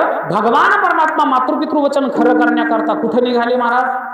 वनवासाला आले बरं का. वनवासाला मध्ये आल्याच्या नंतर पंचवटीमध्ये वनवासामध्ये काही काळ भगवान परमात्म्याने घालवला. रावण आला, सीतेचं हरण केलं. सीतेचं हरण करत असताना भगवान परमात्मा दक्षिण दिशेकडे प्रस्थान करत असताना जटायूचा उद्धार केला. आणि जटायूचा उद्धार करून भगवान परमात्मा, ऐका ना, फळांना फुलांना वृक्षांना आलिंगन देऊन महाराज म्हणतात की हे खगंबग, हे मधुकर श्रेणी, तुम्ही देखी सीता मृगनयनी, माझी मृगनयनी असणारी सीता तुम्ही पाहिली का? म्हणून फळांना फुलांना वृक्षांना आलिंगन देतात बरं का. ऐका, आणि टाहो फोडत सीते सीते करत ऋषमुख पर्वतावरती येतात. हनुमंतरायाची तिथं भेट होते. सुग्रीवाशी सख्यत्व केल्या जातं, वालीचं निर्दलन केल्या जातं, आणि तिथं दक्षिणायन चालू असल्यामुळं भगवान परमात्मा म्हणतात, सुग्रीवा ए सुग्रीवा 4 महिनेभर पर्यंत तू राज्याचा उपभोग घे, कारण दक्षिणायन सुरू आहे आणि दक्षिणायन एकदा संपलं रे संपलं आणि उत्तरायण सुरू झालं की आपण सुंदर प्रकारचं आक्रमण करण्याकरता लंकेमध्ये जाऊ. असं म्हटल्याबरोबर 4 महिने त्या सुग्रीवाने राज्य केलं. बरं का, माझ्याकडे लक्ष द्या. किती महिने? 4 महिने राज्य केलं. आणि राज्य केल्याच्या नंतर एक दिवस काय झालं, त्या 4 महिन्यामध्ये एक भल्या मोठ्या दगडावर राम बसलेले होते. राम बसलेले होते. रामाच्या समोर महाराज हनुमंत बाबा असं हात जोडून उभे होते. ऐका बरं का, एक पाय जमिनीवरती टेकवलेला होता, एक पाय असा उंच धरलेला होता आणि रामाच्या समोर हनुमंतराय महाराज सुंदर प्रकारचे बसले. आणि बसल्याच्या नंतर राम काहीतरी सांगत होते. कोणाला? हनुमंताला सांगत होते. बरं का, आता नेमकं काय सांगत असतील बरं राम? तेवढ्यामध्ये तो सुग्रीव तिथे आला आणि सुग्रीव आल्याबरोबर कान देऊन ऐकायला लागला. तुम्हाला माहितीये का राम काय सांगत होते हनुमंताला? हनुमंताला भगवान परमात्मा सांगत होते पत्नी विरहाचं दुःख. विठाला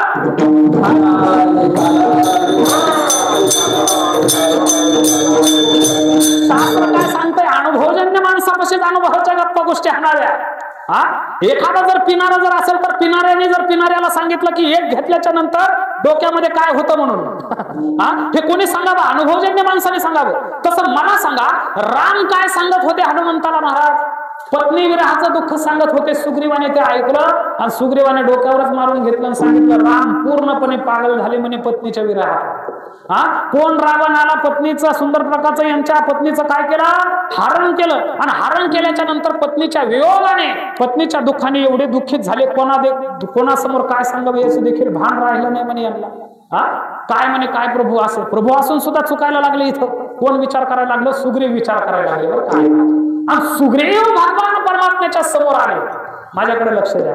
सुग्रीव जवळ आले आणि सुग्रीव भगवान परमात्म्याला म्हणायला लागले, प्रभू, हो प्रभू, अहो काय करताय तुम्ही? तुम्हाला धर्मशास्त्र माहितीये का?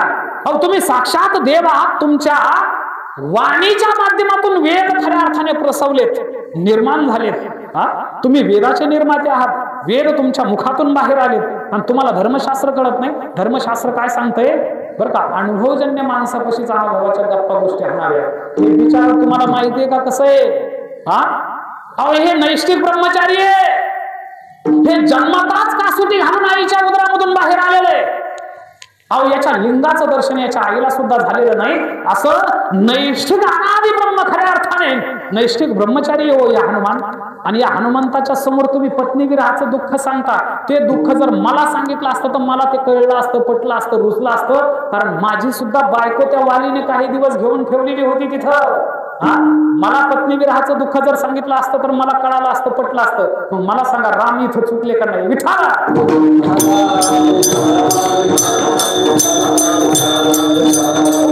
राम चुकले असं तुमच्या डोक्यामध्ये राहील म्हणून पुढचं चिंतन सांगतो. बरं काय, परब्रह्म कधी चुकत नसतं महाराज. ते निर्विषयम निराकार आहे.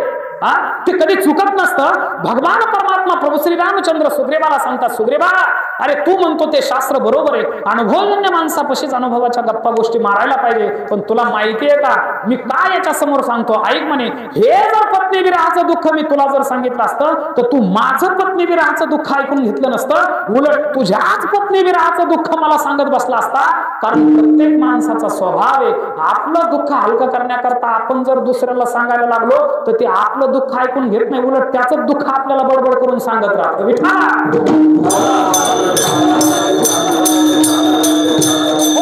हे निदान नैष्ठिक ब्रह्मचारी आहे.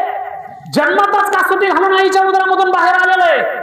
याच्या लिंगाचं दर्शन याच्या आईला झालं नाही. संसार काय असतं, पत्नी काय असते याचा अनुभव याला नाही. हे निदान माझ्याकडे असं टकमक टकमक डोळे करतं, निदान ऐकून तरी घेतं, तेवढंच मला समाधान प्राप्त होतं ना. म्हणून मी हे पत्नी विरहाचं दुःख याच्या समोर सांगतो. सांगायचं तात्पर्य काही जरी असलं तर राम इथं चुकले. बरं का, आता दुसऱ्या ठिकाणी एकदा भगवान परमात्मा चुकले. ते कुठं चुकले तुम्हाला सांगतो. ज्या वेळेस विश्वामित्राच्या यज्ञाच्या संरक्षणार्थ भगवान परमात्मा विश्वामित्राच्या यज्ञामध्ये येतात, विश्वामित्राच्या यज्ञाचं संरक्षण करतात आणि सीतेचं पाणी ग्रहण करत असताना जनकपुरीमध्ये येतात. तिथं आल्याच्या नंतर जनकपुरामध्ये वास्तव्य करतात आणि एक दिवस सकाळी सकाळीच देव उठतात. बरं काय, राम उठतात, लक्ष्मणाला उठवतात आणि बागेमध्ये जातात. बागेमध्ये गेल्याच्या नंतर आपल्या अष्टमैत्रिणींच्या समोर सीता मैया सुद्धा तिथं महाराज सुंदर प्रकारचं गिरजा भवानी मातेची पूजा करण्याकरता येईल. आणि आल्याबरोबर त्या सीतेच्या मैत्रिणीपैकी एक मैत्रीण बाजूला गेली, तिने रामाला बघितलं आणि रामाचं ते सौंदर्य जर पाहिलं महाराज बरं का, अरे कोट्यावधी सूर्य ज्याच्या मुखमंडलावरून वाळून फेकून द्यावेत एवढं सुंदर प्रकारचं तेज होतं रामाचं. ते तेज पाहिलं आणि धावत पळत ती मैत्रीण सीतेजवळ आली आणि सीतेला म्हणायला लागली, सीते हे जानकी, अगं आपल्या बागेमध्ये अलौकिक असणारं ते परब्रह्म प्रगट झालं असंच मला वाटतं. अरे कोट्यावधी सूर्य सुद्धा त्याच्या मुखमंडलावरून फेकून जरी दिल्या तरी त्या तेजाची बरोबरी करू शकत नाही. चल म्हणे मी तुला राम दाखवते. महाराज हाताला पकडून रामाकडे घेऊन निघाले. बरं का, आता माझ्याकडे लक्ष द्या, अतिशय बारीक सांगतो बरं का मी, ऐका. रामाकडे घेऊन सीतेला ज्यावेळेस ती मैत्रीण निघाली त्यावेळेस सीतेच्या कमरेला बांधलेली कटी मेखला होती महाराज, ऐका. सुंदर प्रकारची पायामध्ये जे पैंजण होते त्या पैंजणाचे जे घुंगरू होते, ऐका, त्या घुंगरांचा आवाज, कमरेच्या भोवती असणारी कटी मेखला, त्या कटी मेखलेच्या घुंगरांचा आवाज, हातामध्ये जे कंकण होते त्या कंकणाच्या घुंगरांचा आवाज वायू लहरीमध्ये वायूमध्ये मिसळला आणि तो रामाच्या कानावर गेला. आणि आज साक्षात राम काम चर्चा करायला लागलेत बरं का, विठाला.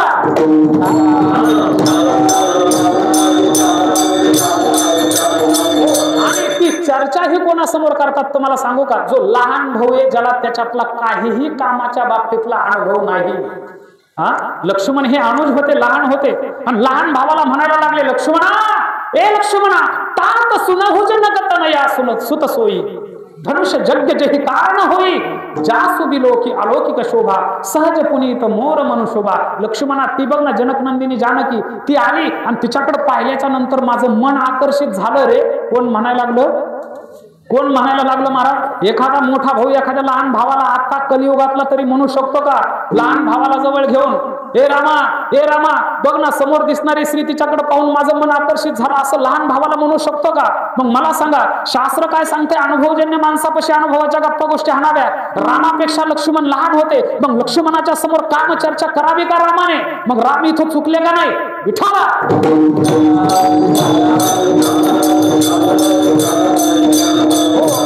राम चुकले हो, पण वरवर जर आपण पाहिलं, पण तात्विक दृष्टीने तसं डोक्यात बसून तुमच्या म्हणून पुढचं चिंतन सांगतो, ऐका.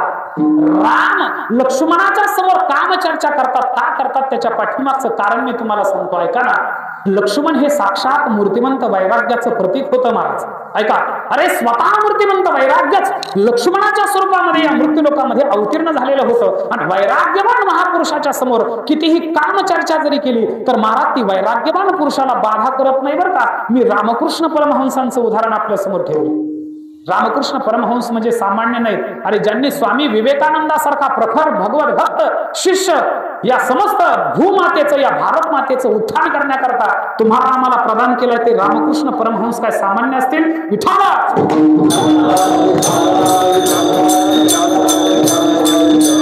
रामकृष्ण परमहंसांचं उदाहरण आपल्या समोर देतोय, ऐका. रामकृष्ण परमहंस लाहोरमध्ये होते. पूर्वीचा पाकिस्तान भारतामध्ये विलीन होता बरं का, ऐका. ही स्वातंत्र्याच्या अगोदरची गोष्ट तुम्हाला सांगतोय. तो भारतामध्ये विलीन होता, लाहोरमध्ये होते. लाहोरमध्ये असताना रामकृष्ण परमहंस एका वेश्येच्या वेश्यालयाकडून निघाले बरं का, ऐका. ती बिचारी वेश्या, तिचं नित्याचं कर्म होतं, तो व्यवसायच होता ना वेश्या व्यवसाय तिचा. ती सुंदर प्रकारचं शृंगार करून असं रस्त्यावर वाट्यावरच बसलेली होती. रामकृष्ण परमहंस सकाळी स्नान करण्याकरता निघाले आणि त्या वेश्येच्या जवळ आले आणि वेश्येचं ते सौंदर्य पाहिलं महाराज. आणि पाहिल्याबरोबर रामकृष्ण परमहंस असं तिच्याकडे बघायला लागलं. कोण बघायला लागलं? रामकृष्ण परमहंस. बारीक ऐका बरं का, कोण बघायला लागलं? रामकृष्ण परमहंस बघायला लागले. त्या वेश्येने विचार केला, हा महात्मा सामान्य नाही, स्वामी विवेकानंदासारखा प्रखर शिष्य बनवणारा हा महात्मा आहे बरं का. कालिका मातेचा खऱ्या अर्थाने हे भक्त आहे. मग एवढा प्रखर महात्मा असताना माझ्याकडे का बरं याने बघावं काम भावनेने? म्हणून ती वेश्या म्हणायला लागली, स्वामीजी, स्वामीजी, ये आपका रास्ता नहीं है, यहाँ आने के लिए तो सर कलम करना पड़ता है स्वामीजी, ये आपका रास्ता नहीं. त्यावेळेस रामकृष्ण परमहंसाने जे उत्तर दिलं ना ते अतिशय महत्वाचं आहे. रामकृष्ण परमहंस म्हणतात, ए सुंदरी, हे सुंदरी, अगं मी तुझ्याकडे जे बघतोय ना ते काम भावनेने बघत नाही, मी तुझ्या सौंदर्याकडे बघून असा विचार करतोय की ज्या माझ्या भगवान परमात्म्याने तुझ्यासारखी सुंदर स्त्री बनवली असेल, बर का. ज्या भगवान परमात्म्याने तुझ्यासारखी सुंदर स्त्री बनवली असेल, तो माझा भगवान परमात्मा तुझ्यापेक्षा कितीतरी अनंत पटीने सुंदर असेल असा विचार मी करतोय. अरे कामामध्ये सुद्धा राम बघण्याची दिव्य दृष्टी ही वैराग्यवान महापुरुषाची असते. आणि वैराग्याचे मूर्तिमंत पुतळे लक्ष्मण, म्हणून राम काम चर्चा करतात. विठाला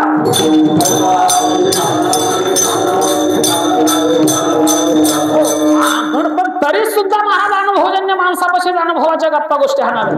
अरे ज्याच्याकडे पापच नाही त्याला नरकपदाचा काय अनुभव असणार आहे? ज्याच्याकडे पुण्य नाही त्याला स्वर्गपदाचा काय अनुभव असणार आहे? आणि ज्याच्याकडे ज्ञान नाही ना त्याला निजपदाचा काय अनुभव असणार आहे? ते निजपद प्राप्त करता येतं. पण कुठल्या पायरीने? माऊली ज्ञानोबरायने काही पायऱ्या सांगितल्या त्या अभंगाच्या प्रथम चरणात.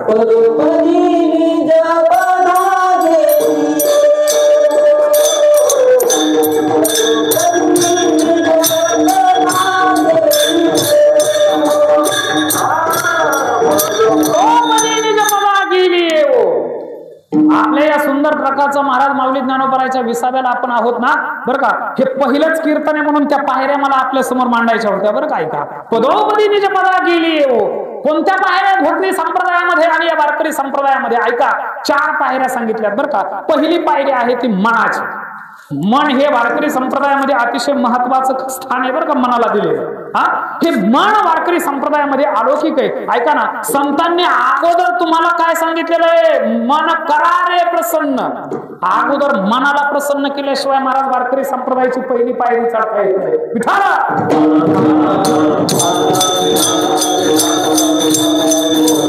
सकाळी कृष्ण महाराजांनी सांगितलं, महाराज कितीही आपण बरं का कितीही टिळा टोप्या माळा देवाचे गबाळे किती जरी घातले, तुम्हाला सांगू का, अशी हातभर जरी शेंडी वाढवली ना, सगळ्या अंगाचं जरी पंढरपूर केलं, ऐका, गळ्यामध्ये 10-5 किलोच्या तुळशीच्या माळा जरी घातल्या आणि तुमचं अंतःकरण आणि तुमचं मन जर पवित्र नसेल ना, तर महाराज ती भगवान परमात्म्याची केलेली भक्ती ठरत नाही. तो भगवान परमात्म्याची केलेला खऱ्या अर्थाने व्यभिचार ठरतो. त्यांनी शब्द वापरला, फुलं जरी देवावर टाकले ना, असे त्याला दगड मारल्यासारखे होते म्हणे. विठाला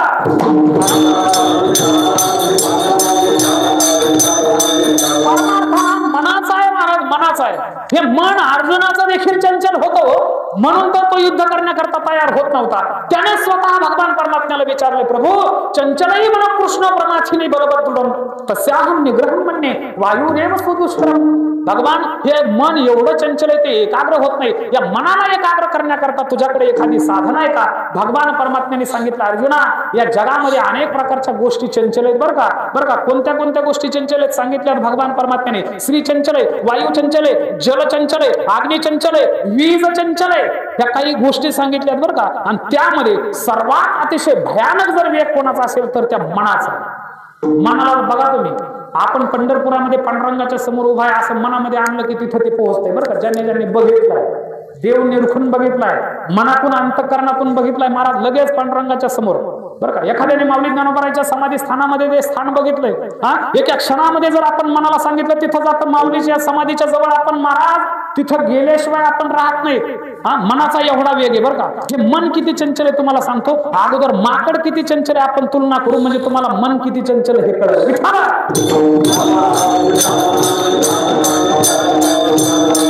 शास्त्रकाराने महाराज माकडाचा दृष्टांत दिलाय बरं काय का. शास्त्रकार सांगतात, मर्कटस्य सुरापानो तत्र वृक्षेक दंशनम. बरं का, एक तर माकड अगोदर स्वभावता चंचल असतं. मला सांगा, माकड एका जागेवर कधी बसतं का हो? ते अंग तरी खाजवत बसल, दुसऱ्या एखाद्या पिल्लाला घेईल, त्याच्या डोक्यामध्ये तरी काहीतरी बघल, काही नसतं त्याच्यात, पण उगा आपलं काहीतरी उकरल्याशिवाय ते राहत नाही. माकड एवढं चंचल असतं महाराज, ऐका, एवढं चंचल असतं, त्याला किती जरी आपण बांधलं ना तरी सुद्धा ते एकाग्र होऊ शकत नाही, एका जागेवर ते समाधी घेऊ शकत नाही बरं का. मी विनोदाने सांगत असतो, एक गारोडी खेळ करणार होतं, ते माकड आणि बोकड घेऊन या गावावरून त्या गावावर खेळ करत आपलं जायचं. रस्त्यामध्ये एक नदी लागली, नदीच्या पलीकडच्या तीरावरती त्याला जायचं होतं. नौका बघत इकडं तिकडं मारत ते फिरायला लागलं. तेवढ्यामध्ये नौका दिसली आहे, ते पॅसेंजर बसलेले होते आणि पॅसेंजर बसलेले असताना या माकडावाल्याने महाराज त्या गारुड्याने त्या नावाड्याला हाक मारली, सांगितलं, ओ नावाडी दादा, अहो खेळ करण्याकरता पलीकडच्या तीरावर जायचं, नौकेमध्ये घेता का? आई ते 2-4 पॅसेंजर बसलेले होते. त्या नावाड्याला सुद्धा आनंद वाटला. जाता जाता एक पॅसेंजर आपल्याला आधीच भेटलं बरं का. त्याला आनंद झाला. पण ते अगोदर जे बसलेले होते ना, ते विचार करायला लागले, महाराज याच्या हातामध्ये माकड आहे, ते माकड कधी काय करेल म्हणून भरोसा नाही. बरं, प्रवास करायचा म्हणजे तो काय रस्त्याने करायचा आहे का, समुद्रात करायचा आहे, नदीवर करायचा आहे? त्याने जर काही उद्योग केला तर आपल्या सगळ्याचं तर धाम पुन्हा परत इकडं वापस यायचं कामच नाही. महाराज ते घाबरायला लागले आणि त्या नावाड्याला सांगितलं, एक तर याला घेऊन जा, नाही तर आम्हाला घेऊन जा. म्हणजे त्याला घेऊ नको. या गारुड्याला वाटलं आपण जर लवकर नाही गेलो तर लोक निघून जातील आपापल्या कामधंद्याला, आणि मग तिथं जाऊन कोणाला खेळ दाखवायचा. याचा वरचा मजला जरा चांगला होता. ते म्हणायला लागलं, माझ्या माकडाला तुम्ही घाबरता का? मी माकडाचे हातपाय असे करकचून बांधतो म्हणे. महाराज असे माकडाचे करकचून हातपाय बांधले, नौकेमध्ये ठेवले. आता नौकेमध्ये ठेवल्याच्या नंतर त्या नावाड्याने नौका मला चालवली बरं का. खायला त्या बोकडाला, बोकड पण सोबत होतं, बोकडाला शेजारी बसवलं आणि खायला घेतलेली गवताची पिंडी दोघांच्या मधामध्ये ठेवून दिली. आईन मधोमध पाण्याच्या नौका गेली. या माकडाला महाराज भरपूर वेळपासून बांधून टाकलेलं होतं. खोड्या करायची खास सुटली बरं का त्याला. त्याला वाटलं मगापासून आपल्याला करकचून बांधलंय, काय करावं. तेवढ्यामध्ये महाराज त्या माकडाने डोकं लावलं. आपल्या दाताने हळूच एक गवताची काडी अशी त्या गवताच्या पेंढीमधून उपसवली, ऐका ना, आणि तोडल्याबरोबर ती बोकडाच्या नाकामध्ये खुपसवली. बोकडाच्या नाकामध्ये खुपसवल्याबरोबर महाराज ते बोकड भयभीत झालं. त्यांनी उडी मारली एका नौकेच्या साईडला. समतोल नौकेचा सांभाळता आला नाही त्या नावाड्याला, आणि ती नौका पाण्यामध्ये बुडाली. मला सांगा, माकडाला किती बांधून टाकल्याच्या नंतर ते गप बसल हो. ते एवढं चंचल आहे बरं का. पण शास्त्रकार तिथं थांबले नाहीत. शास्त्रकारांनी सांगितलं, मर्कटस्य सुरापानो, एक तर माकड स्वभावता चंचल आहे आणि त्याला 2-3 बाटल्या पाजल्या. आता कशाच्या पाजल्या मला विचारू नका बरं, ऐका. मर्कटस्य सुरापानो, एक तर माकड स्वभावता चंचल आहे आणि पुन्हा परत 2-4 बाटल्या त्याला पाजल्या. आता किती शांत बसल हो महाराज. ते माकड झोप घेईल का? होय धर्मा भाऊ, माकड शांतपणे असं समाधी लावून बसल का? मर्कटस्य सुरापानो. शास्त्रकार तिथं थांबले नाहीत. पुन्हा परत तत्र वृच्छिकदंशनम, पुन्हा परत चांगल्या अशा इंगळाने, विंचवाने, 4-5 विंचवाने त्याला चावा घेतला. आता किती शांत झोपल माकड? झोपल का? नाही, ऐका. मर्कटस्य सुरापानो तत्र वृच्छिकदंशनम, पुन्हा परत तन्मध्ये भूत संचारो, चांगले जबर भूत 2-4 त्याला लागले त्या माकडाला. मग मला सांगा, आता किती शांत झोपल? ते झोपल का नाही? महाराज ते भविष्यात किती उड्या मारल, यद्वा तद्वा भविष्यती, ते किती उड्या मारल हे शास्त्रकारांना देखील सांगता आलं नाही. या अशा अवस्थेतल्या माकडापेक्षा सुद्धा अनंत पटीने मन आपलं चंचल आहे महाराज. आणि संप्रदायामध्ये त्या मनाला अतिशय मोठी किंमत आहे. म्हणून या साधू संतांनी अगोदर काय केलं, आपलं मन त्या भगवान परमात्म्यावरती स्थिर करण्याकरता त्या भगवान परमात्म्याला मागितलं, चित्ती तुझे पाय डोळा रूपाचे ध्यान, अखंड मुखी नाम तुमचे वर्णावे गुण, हेच एक तुम्हा माग तुम्ही दातारा. हेच तुमच्याकडे आम्ही मागतो की आमचं चित्त आणि मन तुमच्या चरणारविंदामध्ये स्थिर व्हावं. आणि ते साधू संतांनी केलं आणि वारकरी संप्रदायाची पहिली पायरी चढले महाराज. त्यांना अनुभव आला, आता कोठे धावे मन तुमचे चरण देखलिया. या संत महात्म्यांनी आपलं चित्त प्रथम एकाग्र केलं आणि वारकरी संप्रदायाला तुमच्या आमच्या समोर अधिष्ठान आणि सुंदर प्रकारचा आदर्श ठेवला की तुम्ही सुद्धा काय करा, तुमचं मन एकाग्र करा. ही पहिली पायरी बरं का. आता दुसरी पायरी सांगतो तुम्हाला, ऐका. दुसरी पायरी सांगतो, माझ्याकडे 20 ते 30 मिनिट बाकी आहे बरं का, ऐका. दुसरी पायरी सांगतो. दुसरी पायरी आहे ती चित्ताची पायरी आहे महाराज. तुमच्या आमच्या चित्तामध्ये संसार असतो, संतांच्या चित्तामध्ये परमार्थ असतो.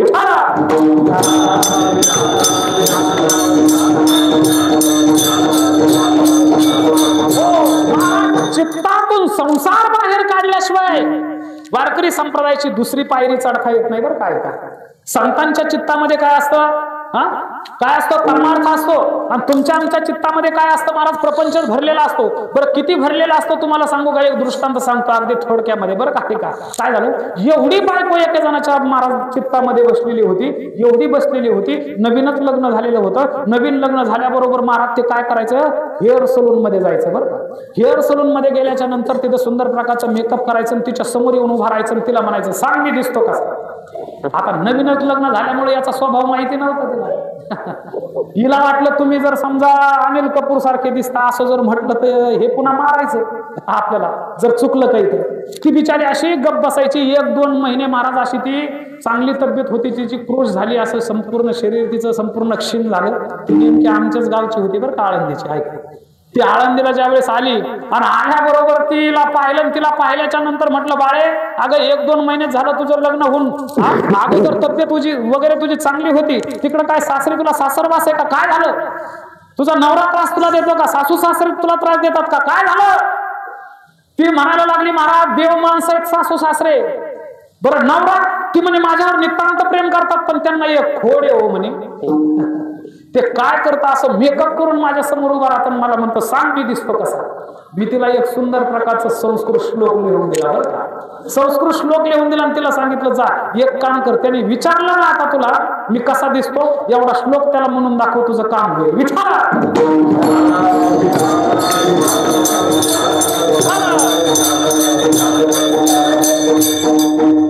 तिला एक सुंदर प्रकारचा श्लोक लिहून दिला महाराज, बरं का, आणि तो श्लोक लिहून दिल्याच्या नंतर हे सासरी नांदण्या करता गेली, नित्याचं मेकअप करून महाराज ते समोर उभा राहिला आणि विचारायला लागलं, सांग म्हणे मी दिसतो कसा. 4-5 दिवस झाली म्हणे तिकडे गेली ती माहेरी, तोपर्यंत तुला विचारलं नाही, आज चांगला मेकअप करून आलाय म्हणे, सांग मी दिसतो कसा. त्यावेळेस महाराज ती त्याला म्हणायला लागली, नाथ खरं सांगू का तुम्हाला, खरं सांगू का, तयाच्या रिपूचा रिपू जो पाहे तया सारखे तुम्ही दिसत आहे, बरं का. ऐका, ती स्वतः म्हणते पूर्वार्धामध्ये, मला सांगा विठाला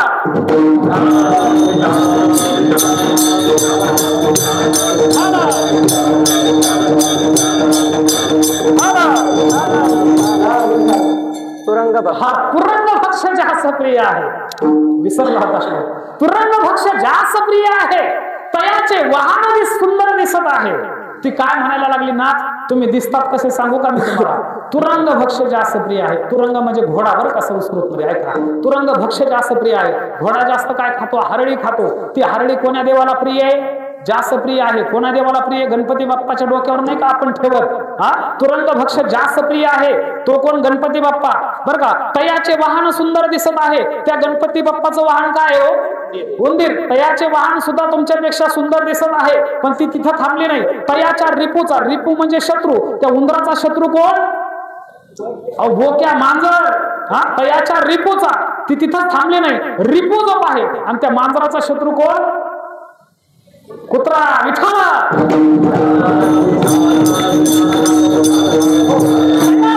तुम्ही दिसत आहे. महाराज हे चित्तामध्ये जर संसार आपण ठेवला तर हे दुःख पात्रामध्ये पडतं, बरं का. साधू संतांच्या चित्तामध्ये प्रपंच नव्हता तर परमार्थ होता. ते जरी प्रपंच करत असताना तुम्ही आम्ही बघत असू, पण प्रपंचामध्ये त्यांचं चित्त नसतं महाराज, ऐका ना. त्यांचं चित्त त्या भगवान माऊली ज्ञानोबरायांवरती, जगद्गुरु श्री संत तुकोबरायांवरती, पंढरीश पांडुरंग परमात्म्यावरती स्थिर असतं. फक्त देहवृत्तीने ते प्रपंच करत असतात. आणि जोपर्यंत आपण चित्त प्रपंचामधून बाहेर काढत नाही तोपर्यंत त्या देवाची भेट आपल्याला होऊ शकत नाही. एकदा नाथ बाबांकडे महाराज एक असं झालं, बरं, चांगलं विद्वान होतं, वेदांत शिकलेलं होतं. नाथ बाबाकडे आलं. नाथ बाबाला म्हणायला लागलं, का हो नाथा, हो नाथ महाराज, तुम्ही सगळेजण त्या देवावर बोलतात, देव आहे देव आहे देव आहे सांगतात लोकांना, उगा काहीतरी गप्पा गोष्टी मारतात म्हणे, काय करा, मला सुद्धा देव बघायचा म्हणे, दाखवा. आता मला सांगा, एखादं इथं उठून जर मला म्हटलं की मला देव दाखवा, मला दाखवता येईल का हो? आणि हे सगळं चाललंय कोणाच्या जीवावर, सगळं देवाच्या जीवावरच चाललंय ना. हे बोलतोय आम्ही, बडबड करतोय, देवाचंच सांगतो ना. मग मला सांगा, देव दाखवता येईल का? तसं नाथ बाबांकडे ते अनाधिकारी गेलं, ते नाथ बाबाला म्हणायला लागलं, देव दाखवा. नाथ बाबांनी सांगितलं, आज नाही म्हणे, थांब तुला उद्या देव दाखवतो. आणि उद्या देव दाखवतो म्हटल्याबरोबर महाराज नाथ बाबाच्या घरीच ते राहिले. रात्री त्याला असं सुंदर प्रकारचं भोजन दिलं, पंचपक्वान्नाचं. नाथ बाबांनी त्याची सेवा केली. सकाळी 4लाच उठवलं त्याला, बरं का. ऐका, 4ला उठवल्याच्या नंतर सांगितलं, तुम्हाला देव बघायचा का? ते म्हणे, होणार. रात्री आलो म्हणे, रात्री दाखवलं नाही. पंचपक्वान्नाचं भोजन तुम्ही मला खाऊ घातलं, झोपी घातलं म्हणे, रात्री पण दाखवलं नाही. आज मला देव बघायचा म्हणे, दाखव मला देव. नाथ महाराज म्हटले, इथं घरी नाही दाखवता येत म्हणे, चल माझ्यासोबत. महाराज नाथ बाबा कुठं, गोदावरी नदीवर स्नान करण्याकरता घेऊन गेले. घरून वाड्यातून ते दोघ जण गेले आणि गोदावरीमध्ये स्नान करण्याकरता गेल्याबरोबर नाथ बाबा महाराज त्या गोदावरी नदीमध्ये उतरले. आता तीर्थाचं स्नान करत असताना शास्त्रकार सांगतात, नाभी एवढ्या पाण्यामध्ये जाऊन तीर्थाचं स्नान करावं. गुगळ नाही तर गळ्या इतक्या पाण्यात जाऊन तिथं डुबक्या मारत, उड्या मारत बसू नये. विठाला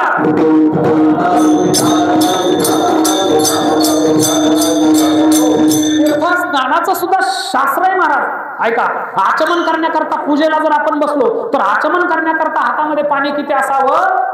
किती असावं, उडदाचा दाणा भिजेल एवढंच पाणी असावं आपल्या हातामध्ये. ते कमी अधिक जर झालं तर त्याचे दोष यजमानावरती बसत असतात. तसं तीर्थस्नान जर करायचं असेल तर नाभी एवढ्या पाण्यामध्ये जाऊन तीर्थाचं स्नान करावं. महाराज नाथ बाबा नाभी एवढ्या पाण्यामध्ये गेले बरं काय का, त्याला सांगितलं ये, ते सुद्धा आलं. नाथ बाबांनी त्यावेळेस शास्त्राचं उल्लंघन केलं महाराज. चांगलं गळ्या इतकाल्या पाण्यामध्ये नाथ महाराज गेले आणि त्याला सांगितलं इथे येऊन स्नान कर म्हणे. महाराज इथे येऊन स्नान कर म्हटल्याबरोबर नाथ महाराजांनी त्याला जवळ बोलून घेतलं आणि बोलून घेतल्याच्या नंतर नाथाला ते म्हणायला लागला, अहो तुम्हाला देव दाखवा म्हणून सांगितलं तुम्ही इकडे आंघोळीला का आणलं म्हणे मला. ते म्हणे अगोदर सुचिरभूत अवस्थेमध्ये देव पाहावा लागतो म्हणे, असं नाही. डुबकी मार, आणि डुबकी मार म्हटल्याबरोबर महाराज त्यांनी त्या पाण्यामध्ये बुडी मारली आणि बुडी मारल्याबरोबर नाथ महाराज जरा शरीराने सशक्त होते त्याच्यापेक्षा. नाथ महाराजांनी असं मानगुटीला पकडलं महाराज हाताने आणि तसाच दाबून ठेवला. कुठं? पाण्यामध्ये. बरं का, पाण्यामध्ये तसाच दाबून ठेवला. दाबून ठेवल्याबरोबर महाराज असं ते कासावीस झालं, नाकातोंडामध्ये पाणी चाललं, श्वास घ्यायला यायला. काय करावं, मरतो की काय अशी वेळ आली. आणि अशी वेळ आल्याबरोबर नाथ महाराजांनी अलगद असं त्याला बाहेर काढलं. बाहेर काढल्याबरोबर नाथ महाराजाकडे असं गरगर गरगर गरगर गरगर डोळे करून मोठमोठले बघायला लागलं आणि नाथ महाराजाला म्हणायला लागलं, देव दाखवा म्हणायला लागलो म्हणे. मी तुम्ही मला देवाघरी पाठवायला लागले का म्हणे नाथा, हा कळतं का नाही तुम्हाला. माझ्या मानगुटीला पकडून खाली पाण्यामध्ये दाबलं, मला श्वास घेता येईना, मरतो की काय अशी अवस्था झालेली होती माझी. बरं झालं वर काढलं, आता तरी देव दाखवा ना. नाथ महाराज म्हटले, मला एक सांग, तुला ज्यावेळेस मी पाण्यामध्ये दाबलं होतं त्यावेळेस तुला काय वाटलं रे म्हणे, काय भावना झाली, तुझ्या मनात काय आलत? धन कमवावं आलत, नेमकं प्रपंच मोठा करावा आलत, का नेमकं दुसऱ्याचं काहीतरी लुबाड मानावं आलत, काय आलत तुझ्या मनामध्ये नेमकं? त्यावेळेस काही मनामध्ये आलं नव्हतं म्हणे.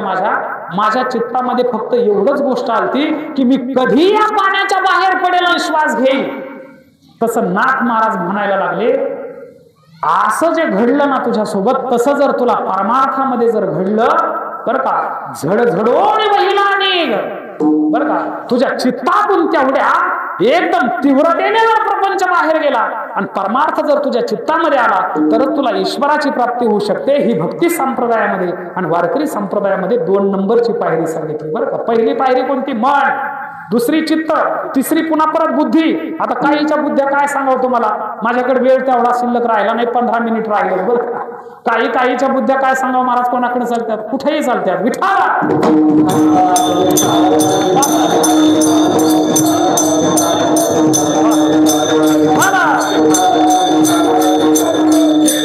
बरं का, याच्यावर चाललंय माझं, याच्यात असून थांबणे 9च भाग, पण काही हरकत नाही, 5 मिनिटांमध्ये आपल्या समोर मांडतो. काहीची अतिबुद्धी असते महाराज, उगाच काहीतरी उलटे कामं केल्याशिवाय राहणार नाही. एखाद्याला जर सांगितलं ना आपण हे आण महाराज, ते दुसरंच काहीतरी आणल्याशिवाय राहणार नाही. बरं, एखाद्याला जर समजा म्हातारं जर एखादं आजारी पडलं बरं का, धरणीवरती पडलं, कधी मरल हे सांगता येत नाही. बरं का, त्याच्या संपूर्ण गावऱ्या स्मशानभूमीमध्ये गेल्या पण तरी सुद्धा ते जिवंत आहे. त्याला जर सांगितलं की डॉक्टरला घेऊन ये, महाराज ते नुसतं डॉक्टर घेऊन येत नाही. बरं का, उलट्या बुद्धीचं पुढच्या बुद्धीचं ते येताना काय करतं, चांगला कोरा करकरीत कापड सुद्धा घेऊन येतं.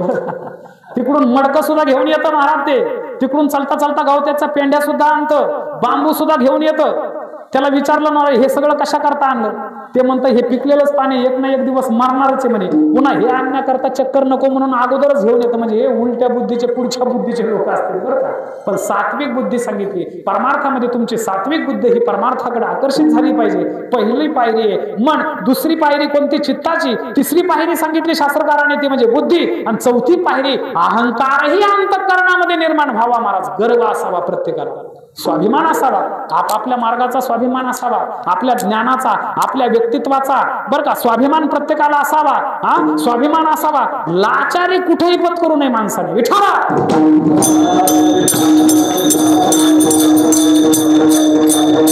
स्वाभिमान असावा, आणि प्रत्येकाला स्वाभिमान असतो ना महाराज आपला, आणि त्या स्वाभिमानाला हा सात्विक असावा. बरं का, ऐका, तो सात्विक असावा. तो स्वाभिमान जरी आपण अभिमान जरी भगवान परमात्म्याच्या चरणारविंदामध्ये ठेवला तर निश्चित संप्रदायाच्या या 4 पायऱ्या पूर्ण माणूस करू शकतो. आणि एकदा या 4 पायऱ्या पूर्ण करून सद्गुरूची कृपा झाली तर नेमकं काय होतं अभंगाच्या शेवटच्या चरणात?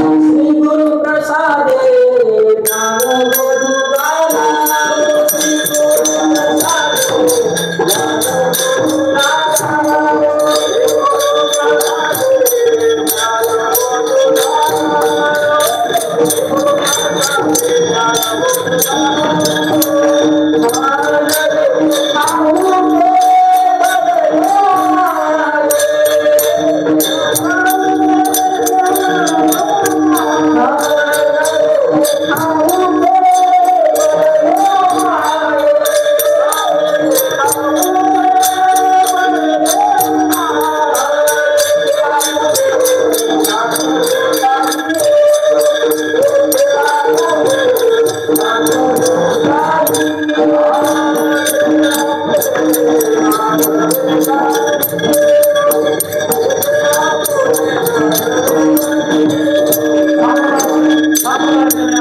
सर्वांनी प्रेमपूर्वक एकदा हात वर करा.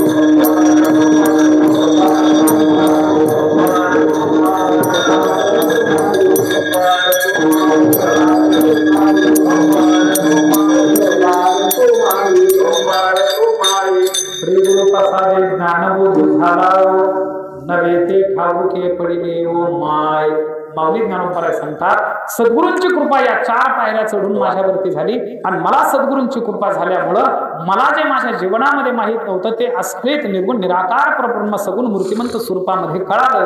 नव्हे ते ठाऊके काय पडिले नव्हे ते ठाऊके पडिले ओ माय.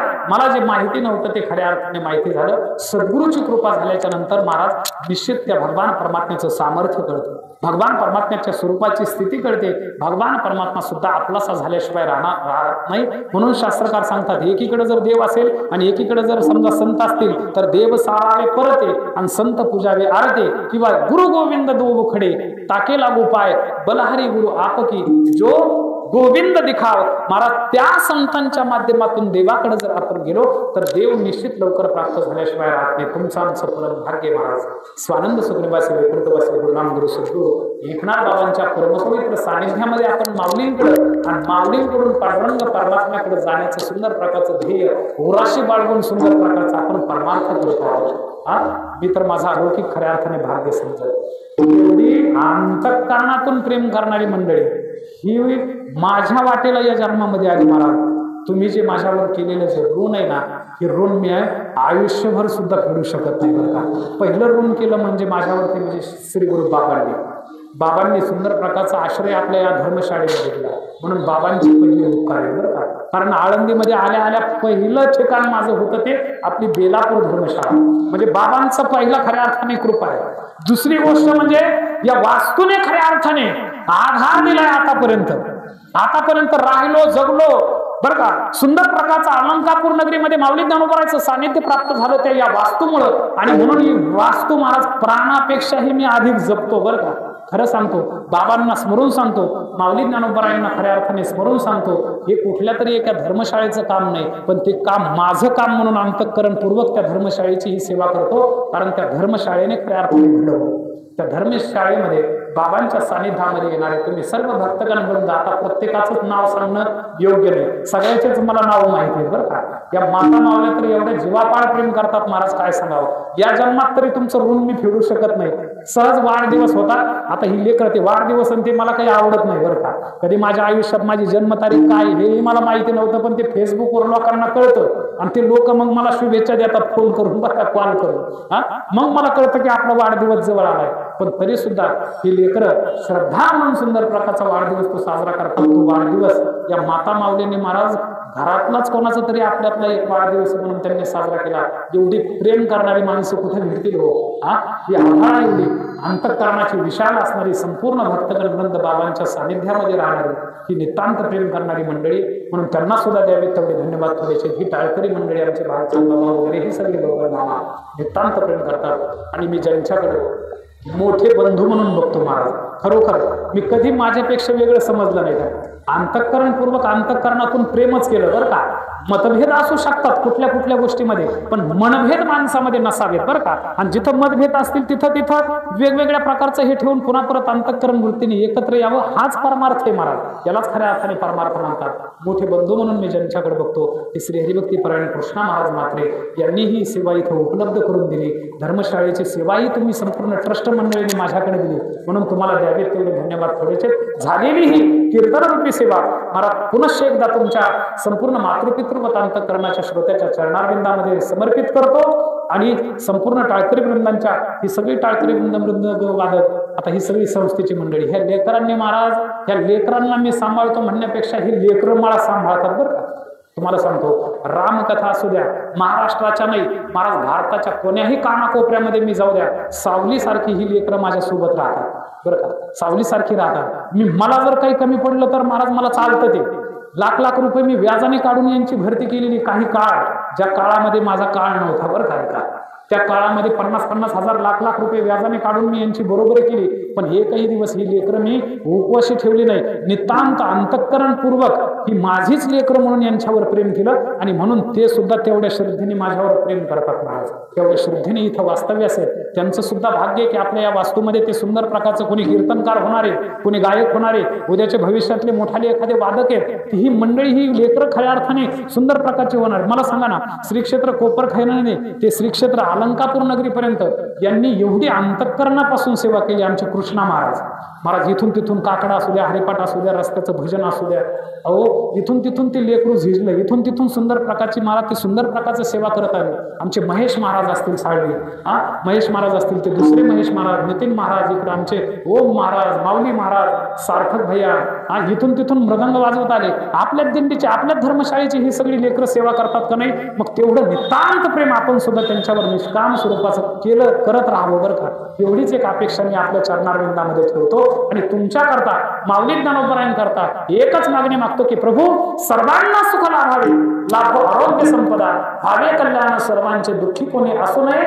त्या भगवान परमात्म्याच्या चरणारविंदामध्ये प्रेम निर्माण होऊन या भक्ती सुखाचा आनंद तुमच्या आमच्या जीवनामध्ये उपभोगता यावा आणि अलौकिक असणाऱ्या त्या भगवान परमात्म्याच्या परमधामापर्यंत आपण जावं, एवढीच एक अपेक्षा ठेवतो आणि सेवेला पूर्ण विराम देतो. ज्ञानेश्वर